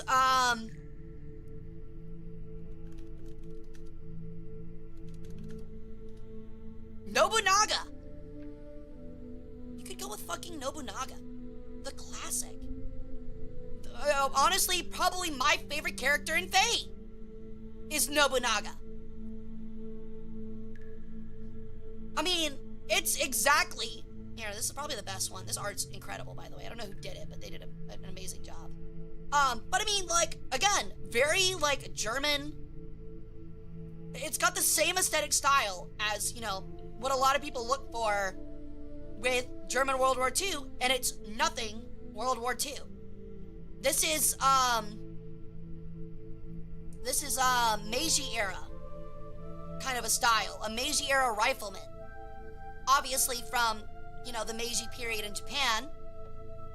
But it's got the same look. Black clothing, intimidating as all hell. You got the cap, you got the boots, you got guns, you got a saber. It is on the nose for that kind of look, and it won't give anyone that vibe. You know what I mean? It is well, I mean, it's not really Imperial Japanese, it's Meiji era. It's a Meiji era uniform. So, like, for example,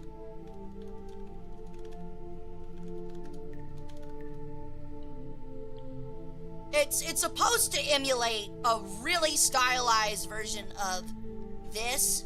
God damn, can I get a picture that's not like 200 by 200? Here we go. Oh my god, I'm gonna lose my mind. Okay, you get the point though. Like, this is like the Meiji era rifleman look.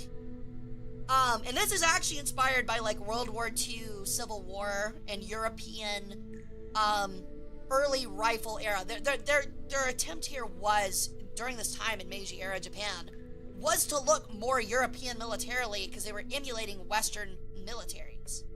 But, you know, this is more, you know, 1800s of a design. You know what I mean?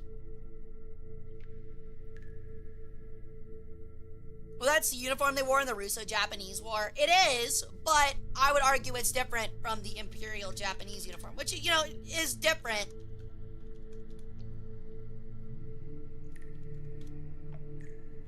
It's pretty visibly different, in my opinion. Even if it's inspired. I mean, it's pretty significantly different, in my opinion.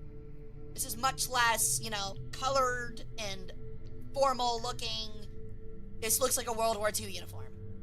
The Meiji era rifleman is my brother in Christ. He's blue. He's blue. He is a blueberry. He is not hiding from anyone in any bushes. But yeah, that's my point. It's like there are a wealth of historical options. I mean, shit, look at the fucking this guy. Again, like fucking 4 pixels, because Google hates, you know, anybody utilizing any photos effectively. I don't know why Google gimps itself like that. But like, this is fucking sick. This is rad. It's a design you could totally go for. Master and Commander, the movie with Russell Crowe.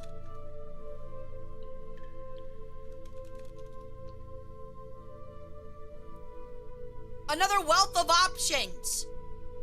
Another absolute wealth of options.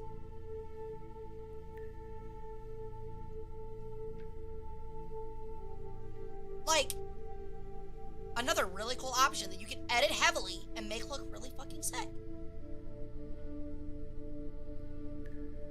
The IJA and IJN fought with the Allies in World War I, so it makes sense it influenced their uniforms with the khaki.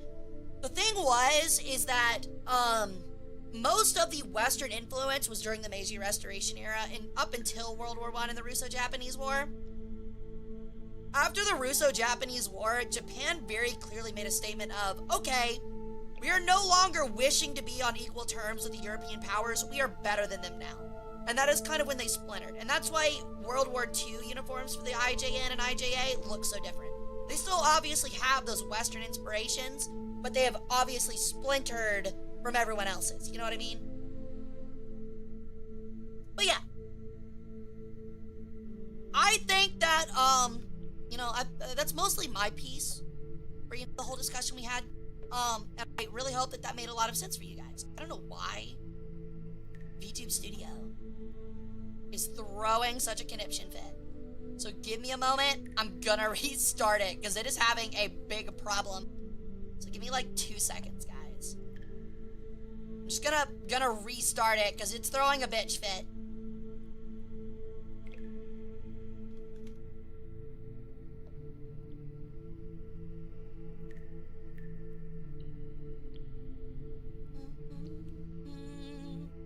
I have installed it. I've gone back to the ethereal plane. I've returned to the imperial plane. Yeah, I've returned back to the imperial plane. Ooh, you made a ghost. Ooh, spooky ghost. All right. Okay. Hopefully that's better. Maybe. It's still got problems. I don't know what its deal is today. But anyway. So yeah, that was my piece on it. I think, if anybody has any differences or any questions about it, I'm more than happy to discuss it more in depth in other areas if anybody has anything to talk about. But I've mostly said my piece, so. Hey, Lorelai, of course, hon. And you know, like, again, I don't want to, like, make someone feel like where it's like, oh my god, everyone's got to have an opinion. I just thought I'd talk about it because, you know, I'm big on history, and it seemed like, you know, down my alley.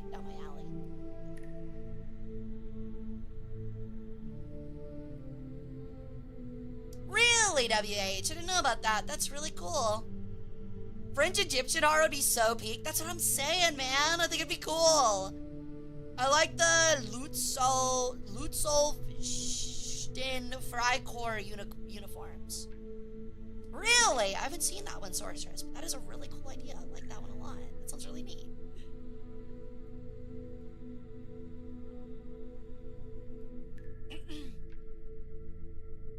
I think early good anime that takes place during the Russo-Japanese War is Golden Kamui. That would be very interesting to look at. But yeah, that's really all I wanted to make a post for this discussion today, was to like show how like anime does have a little bit of like a Nazi symbology. Why am I wanting to say symbology? It's not a word. A Nazi symbolism or symbolic problem. It really does, and it's not the fault of the creators. It's just as Western consumers, we have to realize, like, hey, the aesthetic actually has, like, promoting the aesthetic has problems. You know what I mean? So, symbolism, thank you. I don't know why I want to say symbology. For some reason, I feel like Patrick from SpongeBob, where he's like, wombology?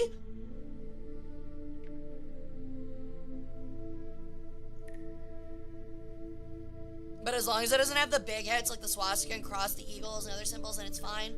I can see where you're coming from, Daniel. I think I can agree.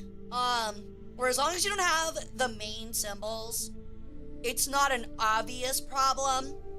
But obviously, I think it's okay if you have like, I don't know, a World War II style jacket, but you have like, you know, a pickle halba on or some shit like that. I think that covers your bases. You know what I mean? Like, you can have inspiration from German World War II military uniforms, but as looking at the ones we looked at, you can go too far and get way too close with it, even without putting that, you know, symbolism on the uniform. It is very obvious, you know? I'd say Japanese creators should also be conscious of it. I think Japanese creators should have the goal of wanting to be, conscious of it, but at the same time, I don't know if we can expect that out of a culture that still lives so far away from that kind of history, you know? Tomoe Umari is an example of a World War I uniform-inspired look. Tomoe's new model is absolute fucking peak, and I am the biggest fucking fan of Tomoe. It's not even close. I love Tomoe Umari. She is incredible. She's an awesome creator. And her new look is frankly incredible. I love it. I'm blown away by it. I love the fuck out of it. Like, seriously. The fucking bridle, the boots, the saddlebags, the little carrots on her thigh-high socks. Oh my god, it is so fucking adorable. I love it. It is fantastic. It's peak. It is peak. Yeah, exactly. Steps away from World War I American cavalry, but looks drippy.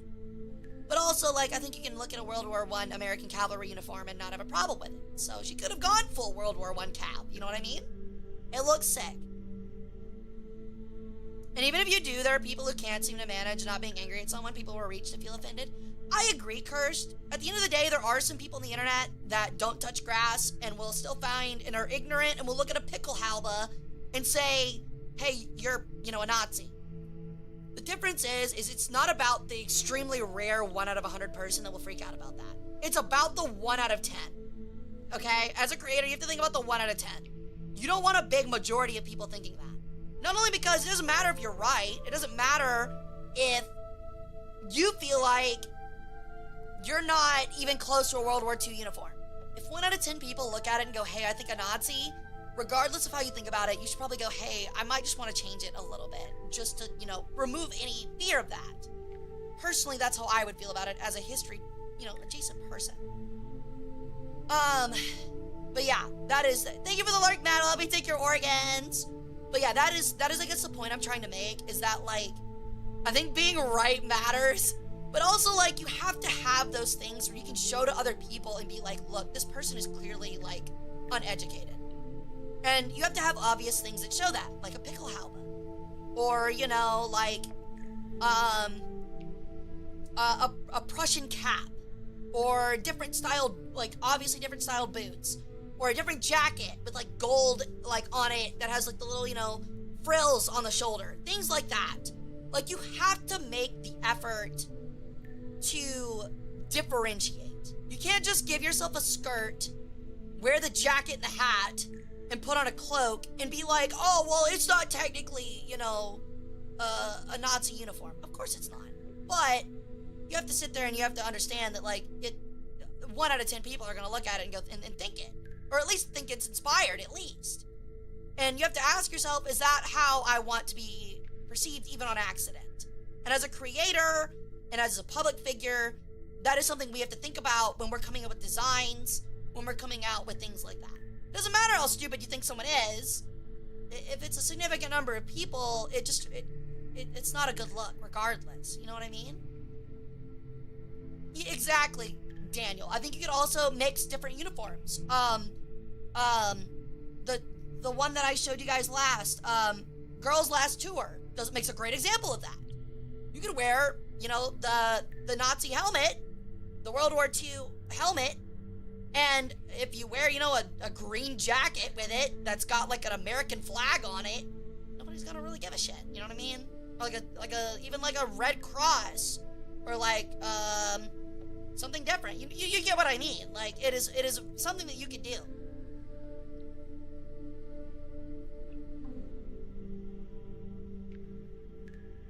This is a really good TED Talk. Thank you. It's not so much a TED Talk. Again, I don't mean to like rant at you guys and tell you guys what you have to do. It's just my opinion on it as an educated, you know, historian, and I thought people would find that interesting and valuable. So I thought I'd share it. It's a talk for sure, but I don't want you coming out of this going, oh my god, I have to believe everything she said. She's 100% correct. Do your own research on it. Do your own research on it. Read some books on it. Take a gander at certain people that dress certain ways in the VTuber community. Look at their opinions. And I don't mean like look at their posts. There are some people on this website that are VTubers. I'm going to be frank with you. I'm going to be completely frank with you. There are a good number of VTubers on this website that wear those World War II style uniforms, and you'll look at them and you'll go, they're cool. It's just an aesthetic.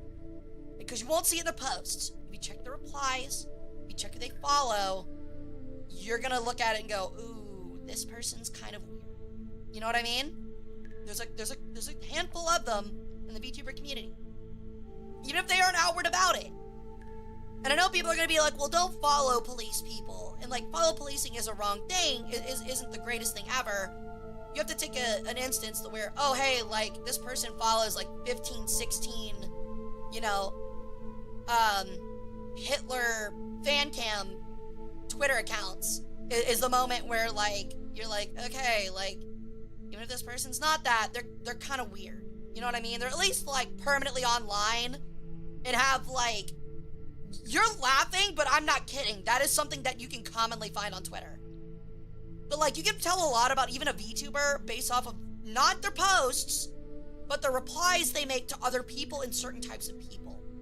And that is how you research people on Twitter and get to know who they really are, not the person they present themselves on social media, is by looking at the timelines of the people they constantly converse with, the opinions of the people that they constantly hang out with, and the opinions they express with those people publicly. You just don't see a lot of them because the replies, they're not going to hit your timeline, you know?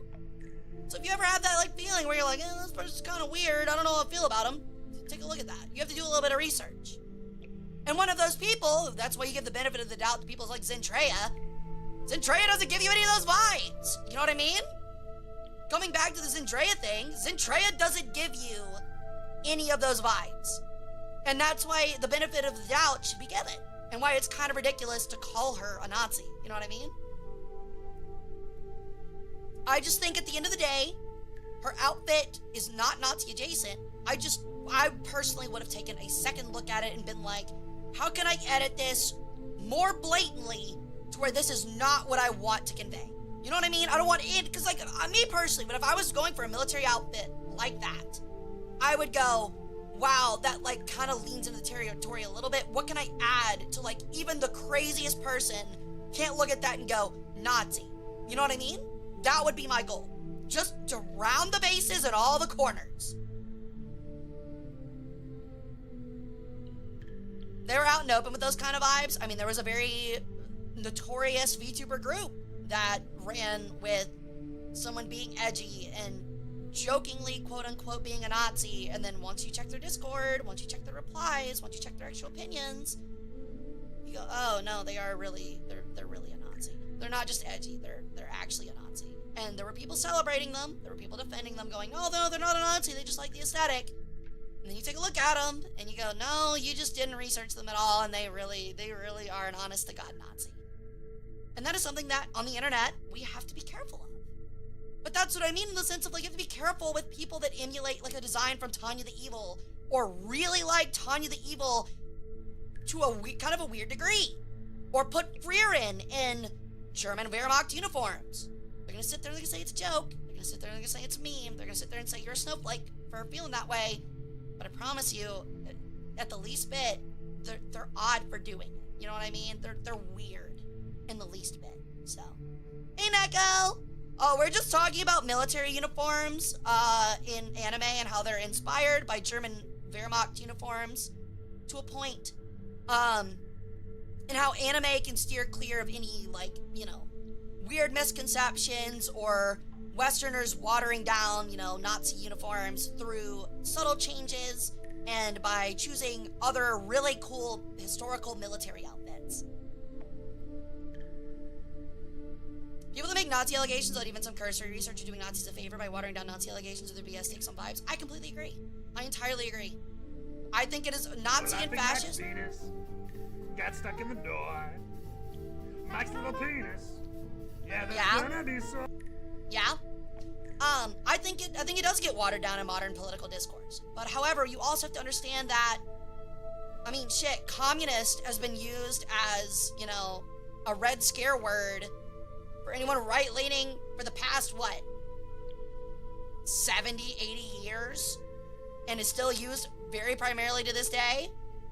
It's the same thing. Communist has no meaning anymore. It's the same thing. New design, I immediately thought Iron Blood Azure Lane. And that's probably, if we're being honest, I know for a fact that's probably what it's inspired by.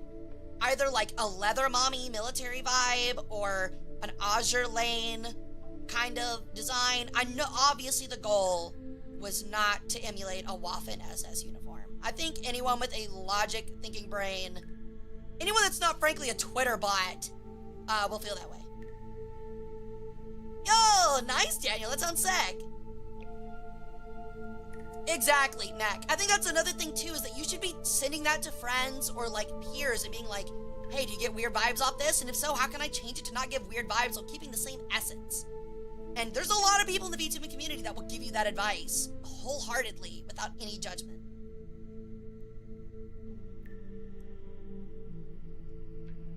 Of course it does tactical, and yeah, I can agree to a point. But also, you have to remember that there are some people in this time period that do act that way openly, and sadly are defended by a lot of people online that just don't either see it or are low-key one themselves. And they're in the Vtubing community. I'm not gonna say they're Nazi, but they are, you know, they spout Nazi-esque views and ideologies. McCarthyism so ingrained that literally anything left of center gets you called a Leninist? Exactly. And that is another example of just like political discourse is in a weird point right now. You can be trusted for the strong use with care. I agree a ton. I agree. Step 2, ask yourself, can an idiot misinterpret this? Exactly, prosecutor. That is, unironically, that is how you should look at a design. You should go, okay, your first thing should go to make a design and go, what symbolism could I add to it that I like? Add it, and then look at it and go, can anyone misinterpret this to being some kind of like really fucked up thing? No, then we're cool. I'll send it to my friends just to be sure. You know what I mean? The only thing for me about Zentrey outfit is the hat. Everything else is fine. I think there is a legitimate argument to make that it is just based off of the anime, you know, VTuber military designs that we all looked at today, which is, sadly, based off of Nazi uniforms. No, I'm not going to say that that means that her outfit's based off Nazi uniforms, because it's not. But it does have a vibe, you know, and that's what we're trying to talk about here, is that it has a vibe.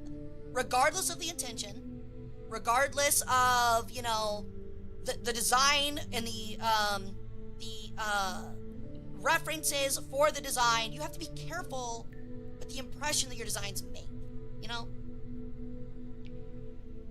And that you can easily change that and fix that, as we've shown, like Altair, for example, through just some small design choices that would just be wise to consider.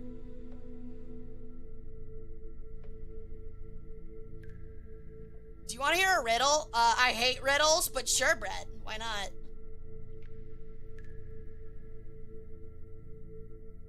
Let's also not forget, this is also a revamped, upgraded version of her original look back before the dragon we all know nowadays. I actually don't know what her original look looks like. But again, at the end of the day, it's opinions. These are opinions. But I personally, I'm saying as a historian, personally, I would not have chosen the outfit she chose. And I frankly don't think that her argument of saying, well, I added a skirt and a coat, is really a good argument. I'm not faulting her. Not saying she's bad or dumb or anything like that. I'm just saying, me personally, I would have looked at that design, I would have gone, yeah, I should change some significant things about it. An egg falls from a height onto concrete and it doesn't break. Why? It's Fabergé. I don't know. Soft boiled. I think it would still explode though. It wouldn't break, but it would definitely explode. You ever thrown a soft boiled egg at a wall really hard? I have. Don't ask why or the context, but I have. I think there's an actual video for why people like the German designs of German uniforms of World War II. I mean, look, I'm not gonna say it's wrong to think the designs are flashy. Unironically, as a historian even, I will fully admit, Hugo Boss World War II Nazi uniforms look amazing. They look great. But that's the point of them. That is the point of them, is to appear, it's all a part of the guise of, you know, fascism and Nazism. The whole thing you have to remember with a movement like Nazism, and we're talking about actual Nazism, is that they want to appeal to you as much as possible so that you can come into their group and be peer pressured into beliefs you wouldn't otherwise hold without it. So a part of it is all about propaganda and aesthetic. Aesthetic is very important. And that is why they dressed the way they did, is because they understood that aesthetic is very important. That's why Goebbels focused so much on film. He was one of the first people to put out film propaganda, even before the Allies, because he realized that aesthetic and propaganda were key to pushing their heinous beliefs. It was very important. It is a part of the propaganda, is to look cool. So you can't fault anyone for being like, yeah, it looks cool. You can just fault someone for wanting to dress up in it and doing it. That's when you fault someone, is when it's like, hey, you've gone too far with it. I get it looks cool, but that's not a good idea, and it's kind of fucked up. So it waters down, you know, the symbolism behind from what is essentially a propaganda piece. You might as well be remaking, you know, a German propaganda war film with anime girls. You know what I mean? Like, that would get a really weird side eye, as would dressing up your character in a Wehrmacht uniform. Didn't Rommel have an entire crew of people dedicated to filming him? He sure did. Oh, I'm sorry, Brad. Well, the hint of this question is when they say it. Fabergé eggs are quite delicate as well. Are they really? I thought they were, like, solid. Yeah, like I said, Brett, I'm not good with riddles because I'm an idiot. I'm not good at puzzles. I'm really smooth-brained when it comes to puzzles.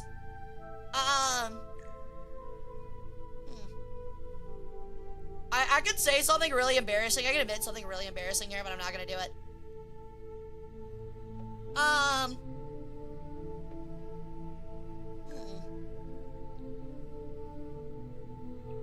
I don't know, Brad. I'm too dumb.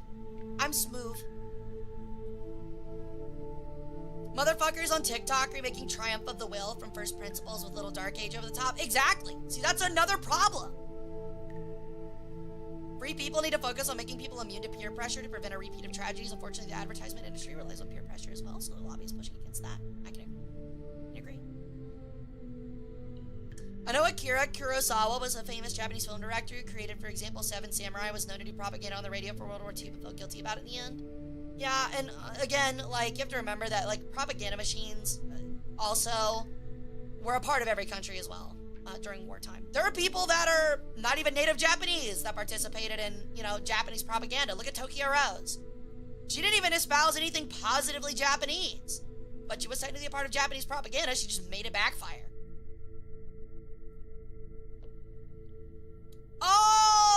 Oh, cause yeah, then it's best. Okay, I get it now, Brad. That makes a lot of sense. Yeah, that's big brain. That's big brain.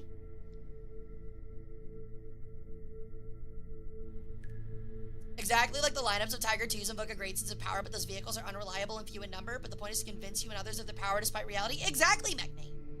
Exactly. And that's another reason why, you know, like, Veraboos are kind of a mostly dying breed on the internet compared to, you know, 2015. And that's the same reason, is that a lot of people started doing more research, and the tank and, you know, World War II community started, you know, getting a little bit smarter about what they were focusing on and realized, oh, like, these tanks are actually, like, factually kind of shit. Like, yeah, theoretically, they could take on 12 Shermans. They're not going to take on 12 Shermans. It's not happening. In any realistic scenario, they're not going to be able to take on 12 Shermans at once. They will get absolutely obliterated. I think people focus too much on the SS style, while the Wehrmacht gets overlooked when it comes to design. The SS goes in very hard in political side, while the Wehrmacht was more practical. The Wehrmacht was more practical, but you also need to importantly remember that you cannot you can't pull the Wehrmacht was innocent argument, you know? They were just as complicit in a lot of cases. I haven't, Aragon. I actually don't know what you're talking about. Hard, do you remember that riddle that showed up a good while ago that said if you get the riddle right, you give subs or whatever? Riddler? I do remember it. I don't remember the riddle. Also helped dispel the German World War II circle jerk, since you only had German sources before that moment. Really? Okay. I mean, there were American sources for a lot of them. Like, I know the Americans and British captured a good number of German vehicles that they tested as well. The Wehrmacht were pretty cucked by the SS. Yeah, but there were a lot of people still in the Wehrmacht that were very complicit with things like genocide, mass executions, things like that. You could argue the Wehrmacht pre-1930s is kosher, for the most part, because you'd be correct.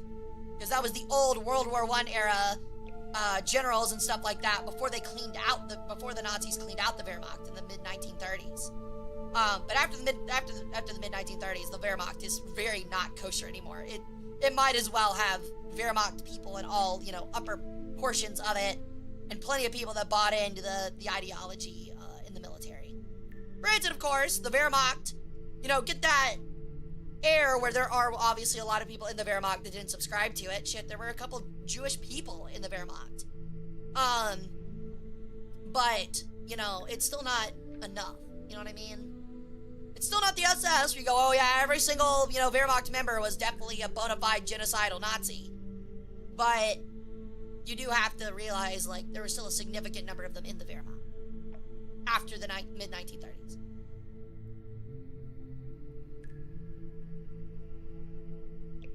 But it was the Wehrmacht. Patton wanted to rearm and send back to Russia. I agree. The Americans were pretty big on immediately turning Germany towards Russia.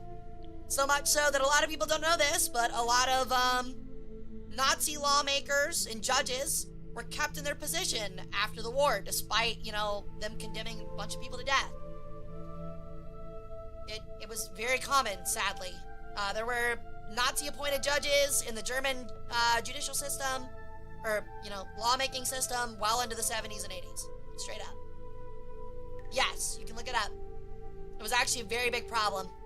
Something that a lot of people don't know about and was extremely common. Almost all the Japanese leadership got off light. Most of them. Unit 741, or whatever, 731, 741, whatever it's called, got off extremely light as well. Essentially, the Americans and the Soviets both said, hey, we won't execute you if you give us your research. So, yeah.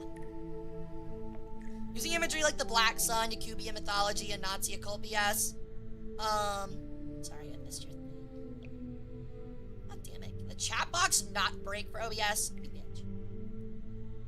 Sorry, whoever typed that I read like half your message, if you could retype it, that'd be great. My OBS broke itself for the chat box, so I can't scroll up. Like, Japan still has a shrine to war criminals. That's how bad it is. Japan, see, that's another whole conversation in itself. Japan has a very big problem with coming to terms with the fact that they were extremely bad themselves during World War II. And to this day, not many people recognize just how bad Imperial Japan was. You can honestly make a convincing argument even that the Japanese in World War II were even sometimes more brutal than the Nazi Germany, frankly. You really could. It's not a great argument to make because it's like comparing, the most evil thing in the world against the second most evil thing in the world, and it's kind of useless to debate it, but you can debate it.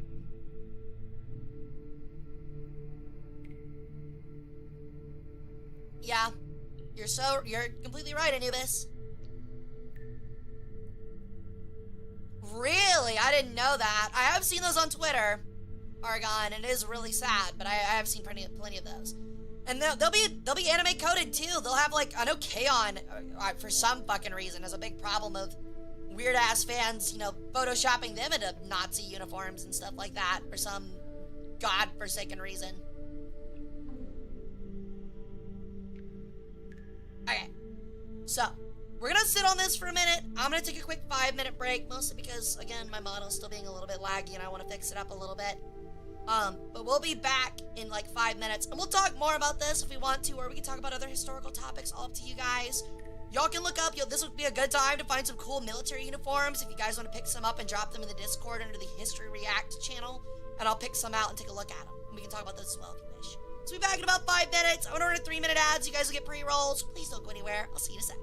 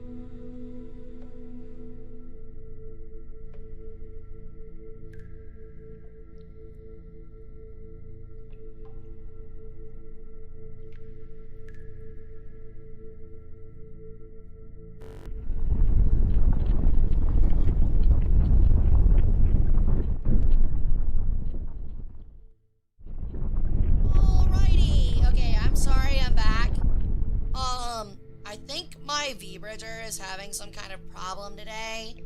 So, yeah, things are gonna be laggy, disappointingly. I don't know what the deal is. I'll have to work on it after stream. Oh, audio glitched a bit too. I might just have to restart my PC after stream. Yeah, I don't know what the problem is. It decided to be weird and wonky today. You can kind of tell the model's kind of freaking the fuck out. But yeah. But yeah, I liked our conversation. I hope everybody enjoyed it. It was, certainly interesting, in my opinion. I had a lot of fun doing it. I hope you guys did too. Honestly, I think I know what it is. I think it's just OBS being a bitch. I think that's really what it is. Because now suddenly it feels better now that I'm tapped in, so I might just have to mess around with things.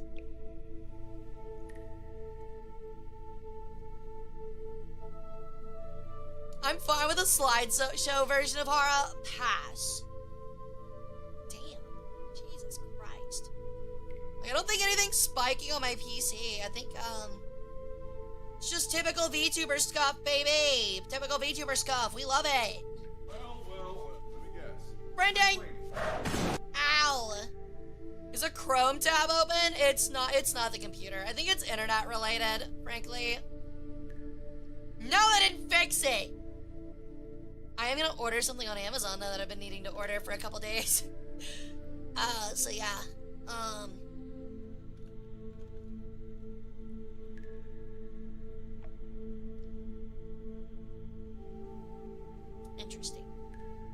Interesting.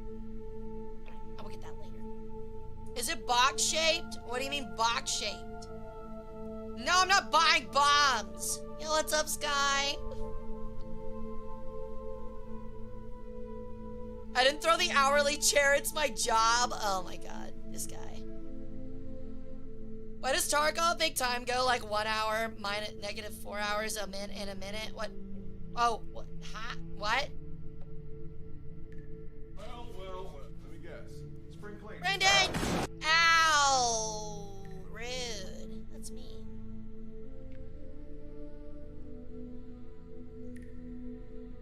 Oh, was the priest forgotten about? Would the glyph mode help? It would probably make it worse, if we're being honest.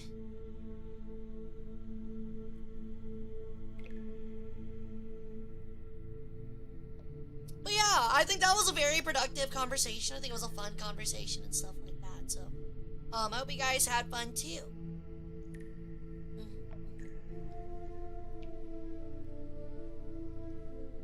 Honestly, I'm actually really happy to talk about it though. I feel like we haven't talked about a whole lot of history stuff lately. So that was a lot of fun. Well, in glyph mode, you wouldn't look glitchy. That's fair, but I'm afraid if you glyph mode it, it might just break it entirely. That's the problem. It's not exactly easy on the load. Yes. Really? Ow.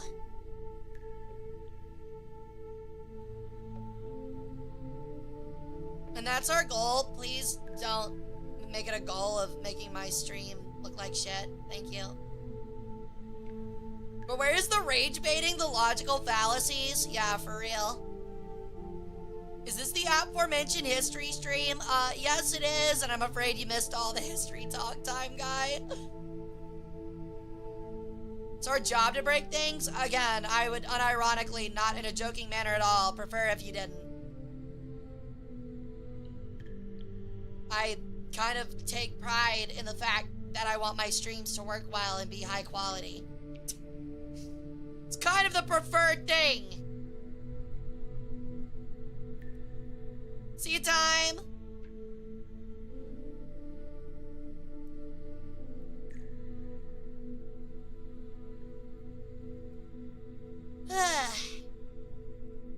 Man, I'm Big EP. Honestly, I'm a bit out of things to talk about, and it looks like everybody's having to go anyway. We might just call it, and I might spend the last, hour of my night seeing if I can fix this shit. So, I had a great time. I hope you guys had a great time, too. And, I think we're gonna call it. So, I'm gonna find somebody to raid out to. I know it's a shorter stream by, 30 minutes, but I've been giving you guys a lot of time lately. So we're gonna find somebody to raid out to real quick. Let me see here. You want more time, Hara? More time? I mean, look, okay, hold on. If we're wanting more time with Bird, I will give more time. We just gotta figure out stuff we can talk about. How about that? Somebody give me something to talk about. I know that's usually my job, but I expected the history talk to go a little bit longer. But if we can find stuff to talk about, then we'll stick around for 30 more minutes. How's that sound? How's that sound, chat? Do we like that? See you, Red. I know you have to go anyway. Oh, you guys put uniforms to history react? Oh shit, I didn't check. Okay, my bad. We'll look through those. I failed to realize. Let me take a look. Yeah, I should probably do that. Okay, yeah, I should probably do that. We should definitely look at those. Okay. The problem is, looking through all of these for chat is, low-key a little hard. Okay. Okay. Oh, wait, I know what I can do. Hold on. I know what I can do. We can make this really easy. Open link. Open link. Open link. Open link. Open link. Open link. Open link. Good God, you guys posted a lot of them. Jesus Christ.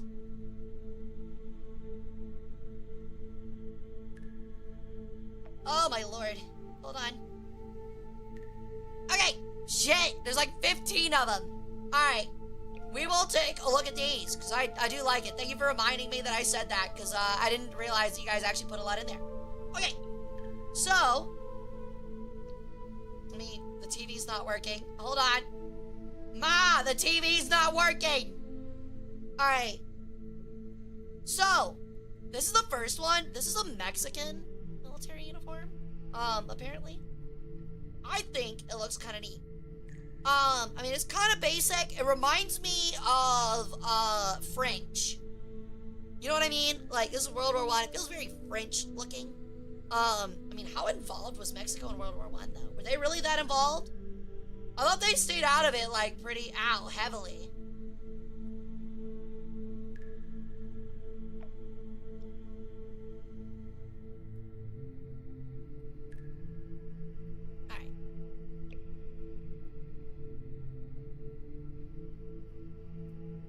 What are you talking about, Otan?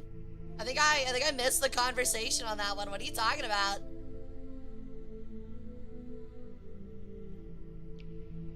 Kind of get French-Italian vibes. I can see it. Oh, it's from the interwar period. What, this one? They did have a shooting war with the US in the early stages of World War I? Are you sure about that? No, because Mexico had a civil war 5 years before. Right, I do know that. Because of the letter Germany sent to them in World War I. What do you mean? What? Mexico and the United States did not go at war over the Zimmerman telegram. Imperial Germany, like, insinuated it, but Mexico was always going to decline. Because, like, the British actually thought about, for a short time, so a lot of people don't know this about World War I, the British actually intercepted the Zimmerman telegram and then actually almost did not tell the United States because they wanted the United States to enter the war. Oh, raids by Pancho Villa? Okay, that's different, though. That's not really World War I related.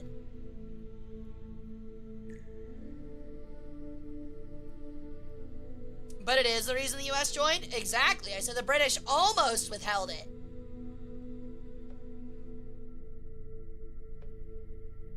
The British weren't convinced that that would be enough, was the thing.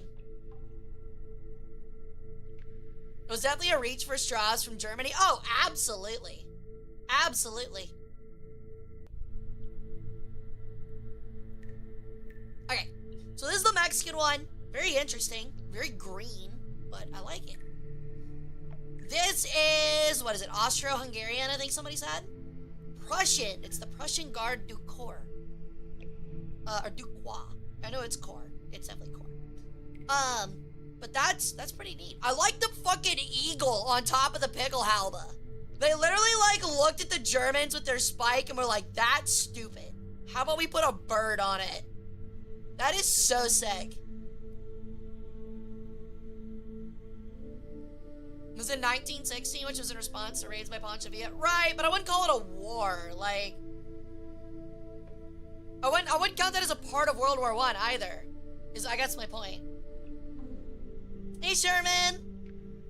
From 1935 to 40? Oh, okay, interesting. But yeah, this one's really neat. It's very indicative of its time period. Very flashy. Very flashy. This is a really good example, actually, another one. The British 95th Rifles. Y'all, this is a fit. I don't want to hear, look, obviously, also, one of these things is, look at these uniforms. I really don't want to hear male VTubers say they don't have a lot to pick from. It's right here, bro. It is right fucking here. This is one of them. I have never seen a motherfucking male VTuber with an outfit like that.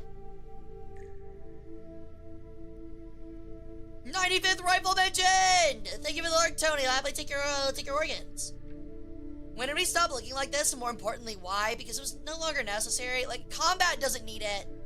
Because you're not walking in neat formations anymore. But also, like, I mean, a lot of people don't know this, but the first people to wear high heels were men. High heels were originally invented for men. It's not a joke. Not me gaslighting. I know I do that a lot around here. But historically, it was done for men. Cowboys? No, not cowboys. It was during this time period. It was for cavalry. It was actually a very strong status symbol for being high up in very, like, trained and important cavalry. It was a major sign of a cavalryman to wear heels. King Louis wore high heels, exactly, because the whole thing is you want to eliminate as much surface area as you can to step in horse shit. Like that is the reality of it.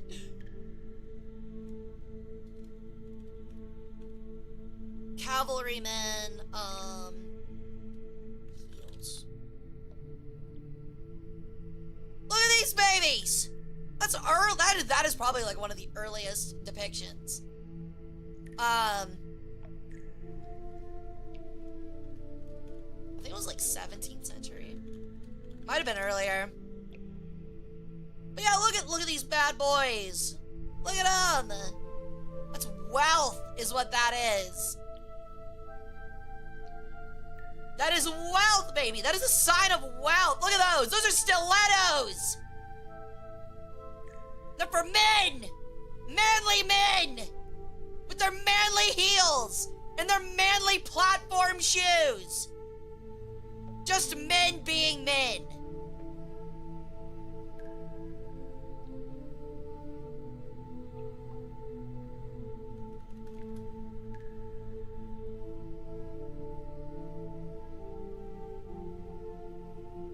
I mean, there's not like, there are definitely like artist depictions of them. I'm just not doing a good job, looking for them. But oh my god, you know, Uggs would have eaten up among, like, European male nobility during this time period, man. They would have cooked.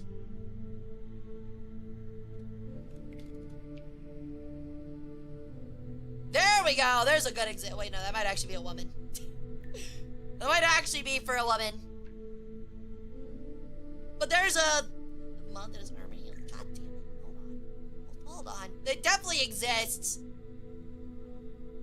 I just am doing a very poor job of finding them. But you get my point. They did exist. Then there's these fucking lads.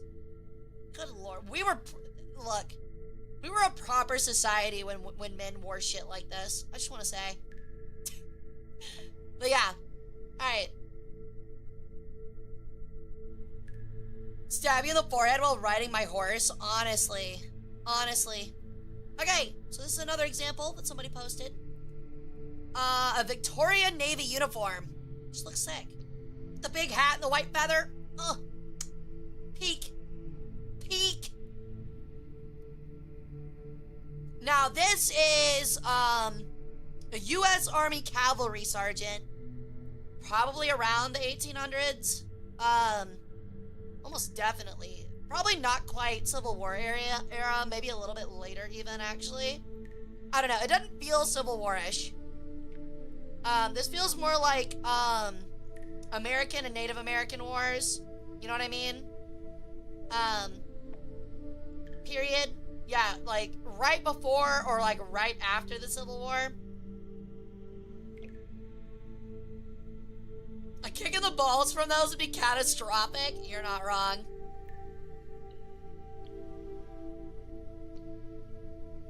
Come after the Civil War, like the 7th Cavalry. Okay, then yeah, that is what it would be then. Yeah, like Custer. Yeah, it's a Custer style fit. Then yeah. You would be correct. That is a Custer style fit. Absolutely. Good luck. I believe this is Belgian. Or no, it's just in Belgium. I mean, I don't know what country that is. That's not France. That's French. You can see the Frenchmen in the back, dude, with their baby powder blue uniforms.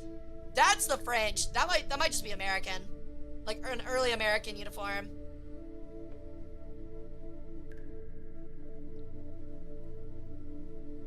Custer was nothing if not fashionable. Yeah, just kind of an idiot and low-key kind of an asshole. Oh, they are Belgians? Okay, I didn't realize they were actually Belgians. It just said Belgium 1918, so I thought it was just like taken in Belgium. But yeah, look at the Frenchmen. I love that you can immediately tell apart who the Frenchmen are. Just those fucking blues, dude. Those classic ass blues. I don't believe the US had helmets like that. Early on in the war, I believe the US frequently borrowed helmets from the French. And the British, but yeah. Oh, okay, they did wear strictly Brody helms. Okay. That's Indiana Jones. I mean, I don't know if it looks like Indiana Jones. It kind of looks like, well, it kind of does look a little bit like Harrison Ford, I guess. Yeah, I see it.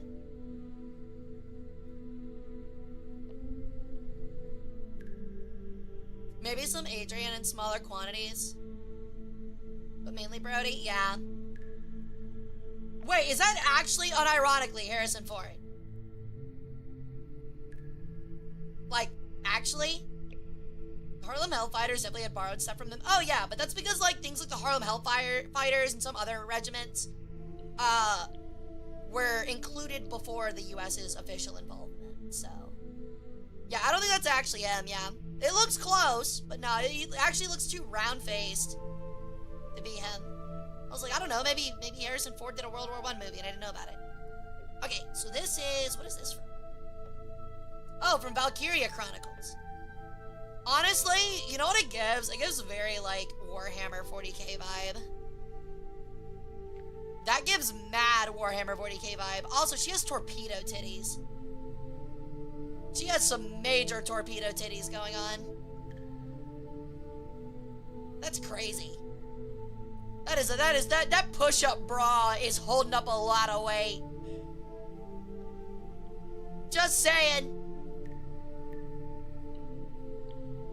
Harrison Ford was born in 1942. I'm well aware he didn't fight in World War II. I'm saying maybe he did. I thought he did. Maybe he did a movie. If she has torpedo titties, do you think she also wears the torpedo bra? Absolutely. Absolutely.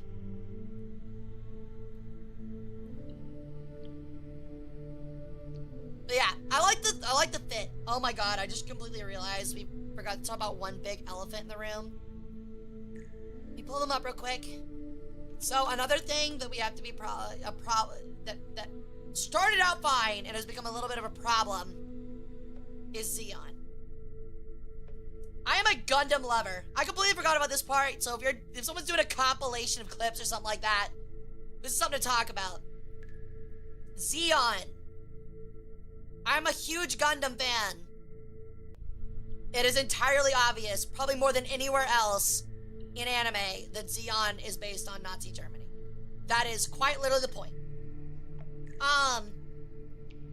And while Zeon's not all bad, the original intention of Zeon in the original Gundam series were to straight up be Nazis. Like, straight up be space Nazis. That was the point.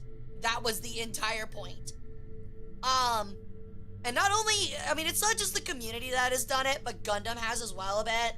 But they've kind of, like, backed off from that with Zeon, like, pretty hard. And have kind of gotten more gray with some things, with still, like, I mean, the main villains are usually still Zeon. But, like, I mean, look at these fucking uniforms, man.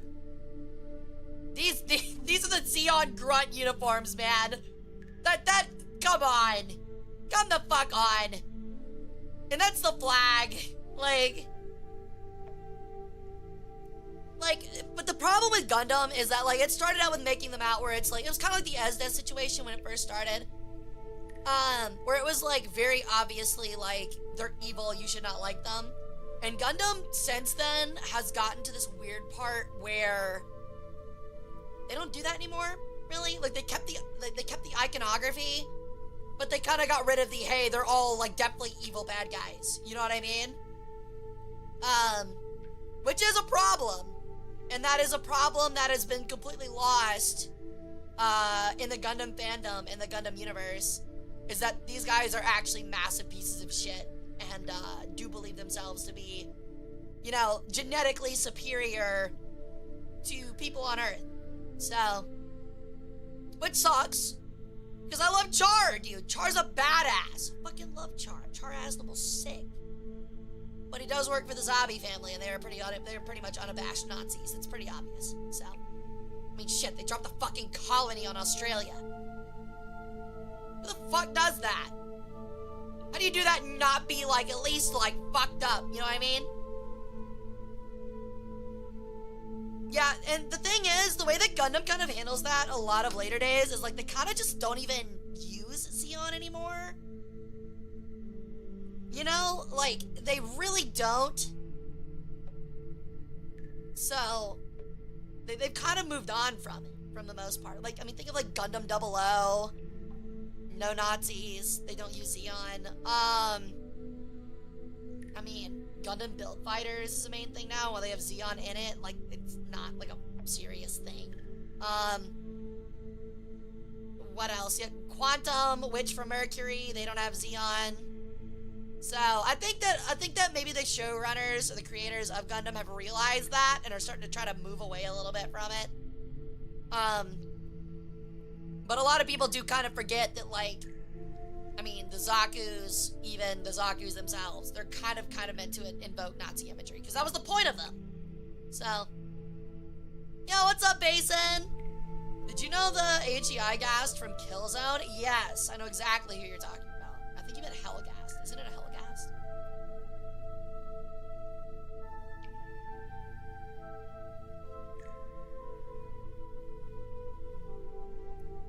I don't see it in the suits, but I never looked for it. So it's, like, not as obvious, but it also depends on the model you're looking at. So, like, hold on. Honestly, I'm not doing myself favors. Maybe I am just making mild assumptions, but there were definitely some that give off, like, mild Nazi iconography. Honestly, maybe the suits feel more... Okay, actually, you know what a perfect example is? Hold on. Zaku Warrior. From, I think it's Destiny. Specifically. As much as I love the design. And how cool I think it is. It's the helmet. Honestly, I think the helmet looks way better here than the normal Zaku. But that is one of them. The black Zaku from Origins.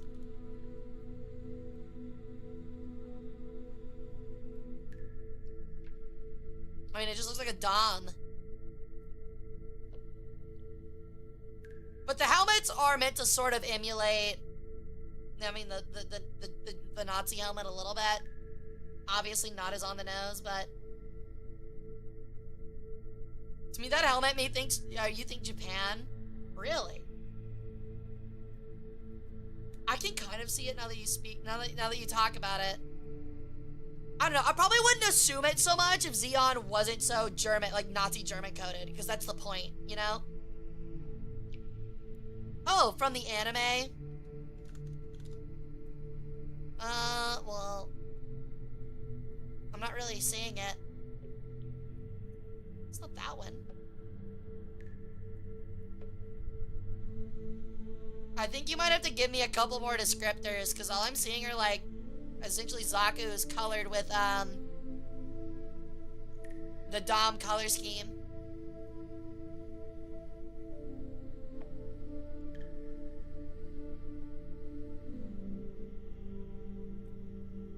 So is Zeon a big part of Gundam, or just aside? Zeon were literally the main antagonists for, like, almost half the series. Maybe even more. It depends on the timeline you're looking at for Gundam.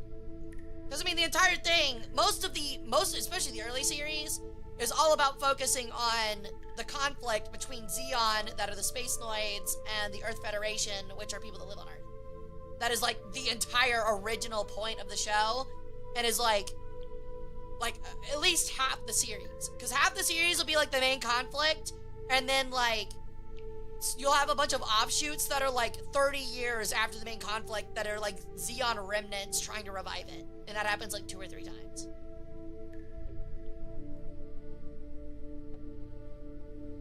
Because, okay, the other thing is a lot of people don't realize, and that's kind of another problem with Gundam, is the entire point originally of Gundam was supposed to show the horror of war and how bad, like, child soldiers was. It was supposed to be anti-war, the entire point of the original Gundam. Which, you know, a lot of people know have, you know, been lost as Gundam has grown over the years and changed.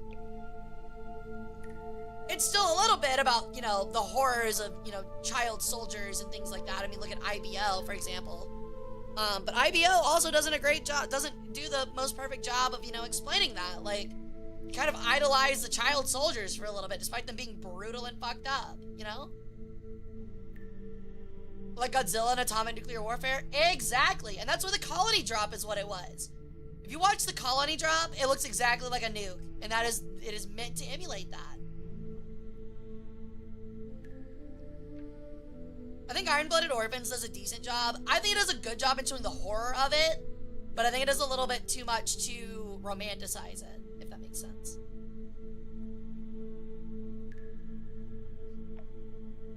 But yeah, so, I mean, that was a big one that we forgot about, was Gundam. I don't know how I forgot about it, because I mentioned it earlier, and then I just kind of forgot, but yeah. Oh, okay, I see it. Okay.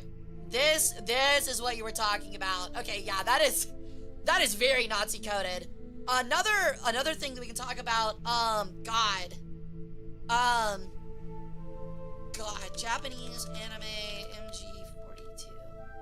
Forget the name of the anime. This one, Jinro, the Wolf Brigade. Somebody mentioned this. I just forgot about it. Sick anime. Absolutely fucking sick anime, by the way. But obviously extremely Nazi coded. I mean, shit, they wield MG42s, for Christ's sake. Like, it is way more than on the nose. And I don't think the people that are put in this in Jinro are explicitly the bad guys either.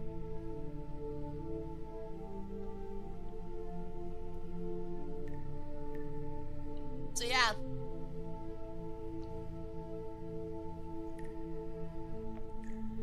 That is another one to think about. For some reason, the one I thought you were talking about, Jinro, was the one with, like, the white guys in China. And I was like, huh, I don't really see it, but okay. But I mean, shit, like, let's just look up Jinro.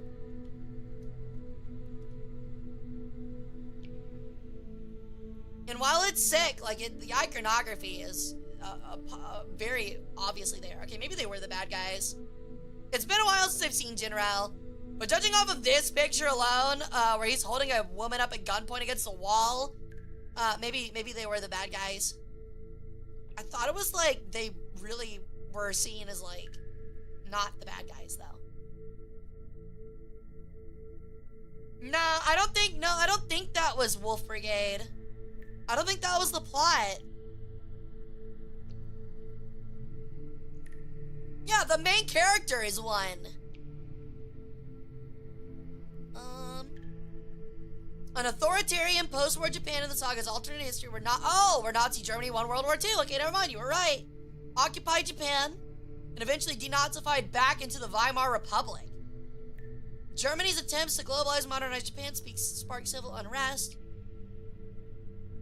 and the rise of the sect, an anti-government left-wing terrorist group. Okay, that's really odd. That is like really odd alternate world history. So, Germany turns into Nazi Germany, wins World War II, occupies the globe, takes over Japan, influences Japan to become Nazis, and then reverts back into the Weimar Republic, stops being Nazis, and tries to get Japan to go back to not being Nazis. And Japan goes, oh, fuck that. Like, that is such an odd world build. That is such an odd way to, ugh, that one's all over the place. That is an alternate history Gordian knot right there. Man in the High Castle ass plot. I would say Man in the High Castle is less convoluted than that. That one's crazy. Oh, and here's another thing. Yeah, a lot of people don't know about this. China, I actually meant to touch on this. We never got around to it. China, right before, in the 1930s, and right before Imperial Japan invaded, and before they were allies, actually, also, why does that guy look so suspicious? First off, why does this guy look like he's so suspicious? He's like, oh, hopefully they don't find out I took an extra rice ration. But that's really funny. But actually, the Chinese army, were trained by Nazi Germany, and there was a Nazi embassy, during World War II, and after the invasion of Japan, the German embassy actually sheltered a lot of Chinese citizens, to save them from Imperial Japanese, brutality. It's actually crazy. Ironically, the inverse happened in Nazi Germany. The Japanese, embassy housed and hid Jews in Nazi Germany, which is fucking crazy. They did it to each other and then became allies out of necessity. It's such an odd fact of history. But the reality of it is that Japan and Germany, despite being quote-unquote allied, really weren't allied and kind of really didn't like one another. It was more like it was a share of intellectual property, and that was about the extent of it. Yeah, they were allied on paper. They essentially said, we won't attack one another because we're both busy with a common enemy. Hey, Protox, welcome in. But yeah, that's crazy. He's giving a serious side eye. He's like, huh? Who, me? You talking about me? I didn't do anything. No, me, dude. No, me, dude. It's really funny. Alright. Most of the German-trained Chinese divisions were destroyed in the Battle of Shanghai. Yeah, it was. Yeah, it was. They sure were, yeah. Honestly, like, the depictions and, like, people talking about, like, the burning of Shanghai, it's known by a much worse name that I'm probably not allowed to say on YouTube. Actually had a lot of foreign news people talking about it and stuff like that as well. A lot of people don't know that. Because there was actually a significant foreign population in Shanghai at the time. And the entire foreign quarter was actually left alone entirely by the Japanese military because they didn't want to quite start problems with everybody yet, They were getting there, but they were like, we need a little bit more time, so. Shanghai is different from Nanjing. Is it? Maybe? Oh, no, you're right. I am wrong. It was still really bad in Shanghai, though. Don't get me wrong. Yeah, it is two different cities. I got confused because there's frankly a lot of horrifying brutality that took a part in both. So. It's just that in Shanghai, the foreign quarters were spared, essentially. And a lot of Japanese citizens were hidden and housed in this foreign quarters, or Chinese citizens, I mean, during that. I mean, where wasn't it bad? there were certainly less bad areas. It was just that there were certain hot spots that were terrible, so. It's all good, Angel. Yeah, that's right. It was Beijing, not Shanghai. Correct. Yeah. I knew it was an old name for one of the cities. I honestly knew it was for Beijing. I just fucking, you know, memory brained it, smooth brained it. Another one that is also an interesting focus. I don't know how you translate this into a VTuber design, but the Janissaries are also a really cool historical group to pick. Weren't they also eunuchs? If I'm not mistaken, weren't the Janissaries also eunuchs? But they worked under the Ottoman Empire, and they became so powerful at some point after, towards the end of the Ottoman Empire that they low-key took it over and did a lot of conquests themselves. But they were eunuch Christians that were kept as like shock troops and kind of their like super elite soldier position or divisions in the Ottoman Empire. So, oh, they weren't eunuchs? Okay, I knew they were child slaves. I thought that they were eunuchs as well, though. So yeah, children kidnapped to be trained into soldiers or sold. You have to remember that was a very common thing back then. But yeah, so there's another idea. I guess, like, the point, again, to reinforce is just that, like, there's so many cool outfits. This is also another one that I think a lot of people should focus on. The fucking Rough Riders, baby! The Rough Riders. Also a really cool design. The Theodore Roosevelt shit. Were they the greatest people? Not really. But they were cool as fuck, and they weren't nearly as bad as the Nazis, so you can deal. But like, look at this fucking outfit, dude. Something like this. You could totally do an alternate outfit as a male VTuber for this and fucking eat, dude. Eat. Hey, Reform Nico, I don't condone violence. Me neither. But yeah, so there's a lot of options. That's the whole point of this stream, I guess. Talk about that, like, you don't have to default to the, you know, the German military-influenced uniform. There's so many options out there. And I highly recommend that VTubers and people in general that are wanting to go for a design should look at other historical military uniforms, because there's ones that just fucking rock and never get looked at and never get chosen. And you could have a really cool, unique design made out of them, and you could blow people out of the water by being like, hey, look, cool military officer uniform, be VTuber, anime girl, but not stereotypical, you know, Hugo Boss outfit, you know? Ancient Chinese armor is so cool. Ancient Chinese weaponry is really cool.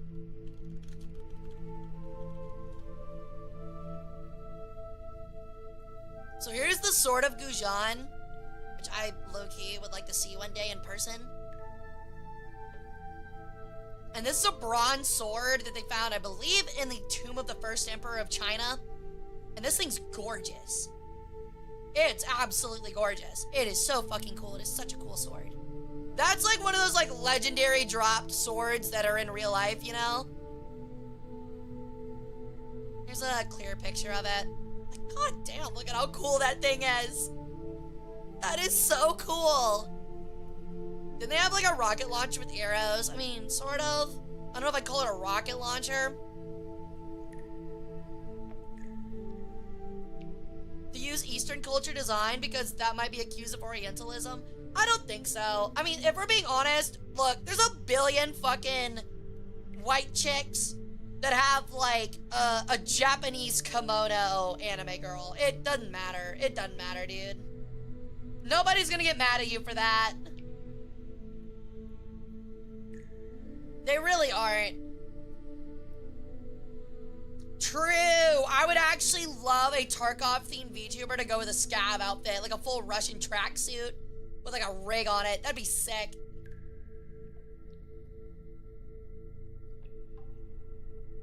But yeah. Like, there are historical references for really cool things that you could utilize. That would just be so fucking rad. That people just don't use. But look this thing? It's definitely kind of a mall ninja sword, but I mean, look at it. It's kind of neat. It's kind of sick. It's a design that's not really used. I also love with Chinese swords, I love the tassels. Like always the red tassels on the back. Those are always so cool. An ornamental warhammer, those would be kind of cool. I want to see more Middle Eastern representation despite not being Middle Eastern myself. See, I agree, Ken, but like you said about Orientalism, I feel the opposite for claims of Orientalism. I would claim the same for like Middle Easternism. I feel like you have to be much more careful with depictions of Middle Eastern stuff. That being said, I would absolutely love if we got a Saladin VTuber. A Saladin VTuber would actually go super fucking hard. Like, unironically, that would be so fucking rad. Later, Daniel. Hope your allergies feel better. Saladin would be so fucking sick, man. Like, something like this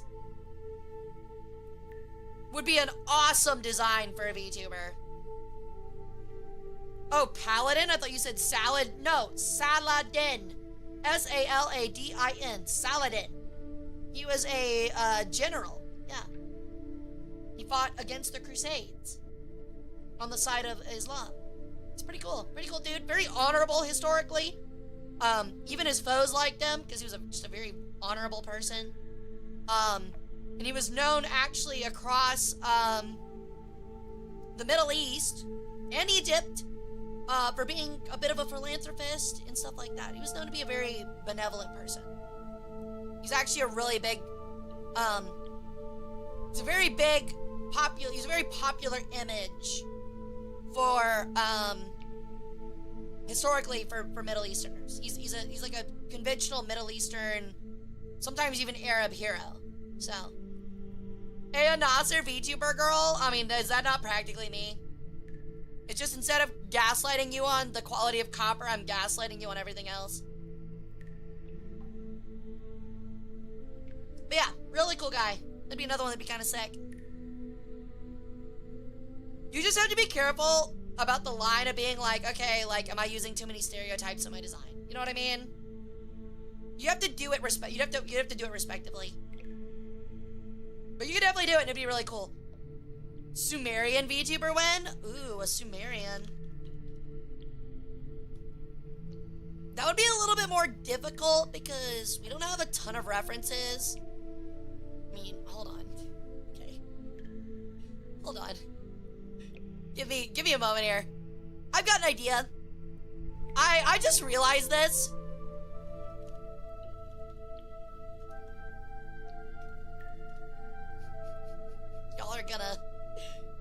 Y'all are gonna lose your minds.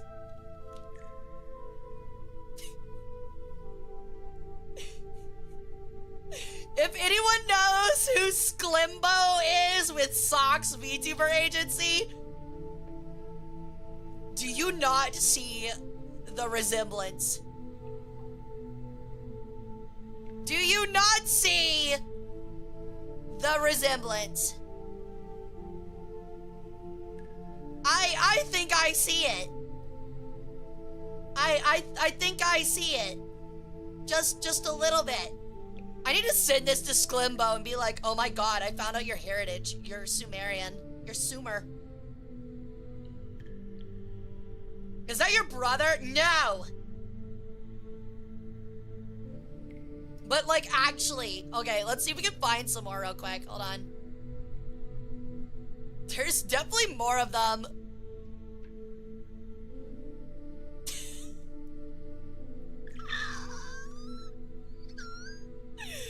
Is that not Sklimbo with a wig, dude?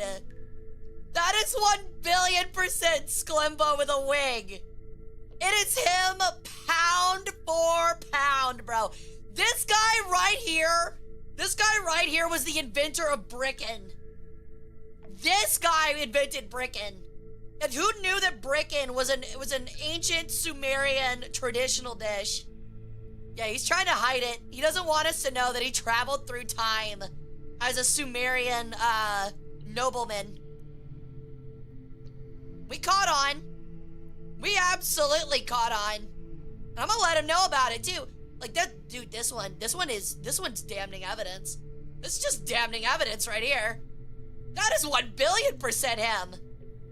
That is actually damning. Like, that is just irrefutable proof right there. I gotta send this to Flork. I was like, I know where you got your references for Sklimbo, because a lot of people that know Sklimbo came up with is Flork's design. That's sick. That is so fucking funny. I didn't think about it, then I looked at it first. Like, I literally looked at this and I was like, it looks like Sklimbo. Never put 2 and 2 together. Does that make this Sklimbo's wife? Ishtar? Did he rap the Euphrates River song? Excuse me? The Euphrates what now? But no, that is infinitely hilarious. That is so funny. I wonder if anyone has done like a Mesoamerican VTuber avatar, like Aztec. There are a couple. I think there's one for Vialor named, Quetzal something. She might not be down your alley because she's lewd. She's part of Vialor. Does like lewd ASMR and stuff like that. But she does have a very Mesoamerican design and she is really cool. Quetsu Soul Scale, that's it. Thank you. She seems really sick. Just, like, again, a word of warning, she does lewd content, and I know that a lot of you guys aren't into that, specifically, but if you are, big bonus. So, you like Strawny Cuddles? Strawny is really cool. She's cute. But yeah, so, Sklimbo is 1,000,000,000% Sumer. And I will be letting Flork know about that. Abso-fucking-lutely. Alright. Neato. Alright. I feel like I have given you guys what you deserve. We had a really fun time chatting. But it is time to call it. It is time for me to go to bed. You finally hit it. So, I'm gonna raid you guys out. Thank you guys so much for coming and hanging out, y'all. It was an amazing time. I hope you guys liked the history discussion. Brandon, really on the way out? Ow! I'm gonna go eat some tacos, and try and fix the VTube studio problem. But until then, you can catch me on Twitter or Discord, Hara Rae Sol. And we'll be back on Friday at 7 p.m. CST. We're gonna start off with some EFT Arena, play solo and chat with you guys, and we'll pick up some friends and play normal PvP. So make sure you guys come out and hang out. We've had a lot of people come and show out for those, and I've been very thankful for it. I would love to see more of you there. And then Sunday, as usual, we're back with War Thunder. Alrighty, so who we raiding? Who am I raiding? Let me see.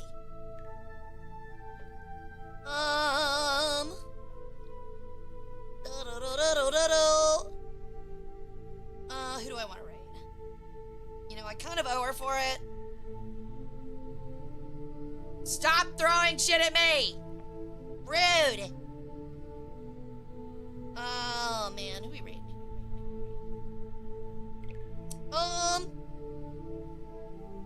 Shit. You know, I owe her. Let's raid Cora. Alright. You guys? Hey, you stop that mess. Alright, we're gonna go raid Cora. She's playing Escape from Tarkov right now. Fuck the chicken. Stop it. She's playing Escape from Tarkov. She is a ton of fun. So you guys go have fun with her, and I will see you guys on Friday at 7 p.m. CST. Don't miss it, okay? Bye, guys. Fuck your chickens.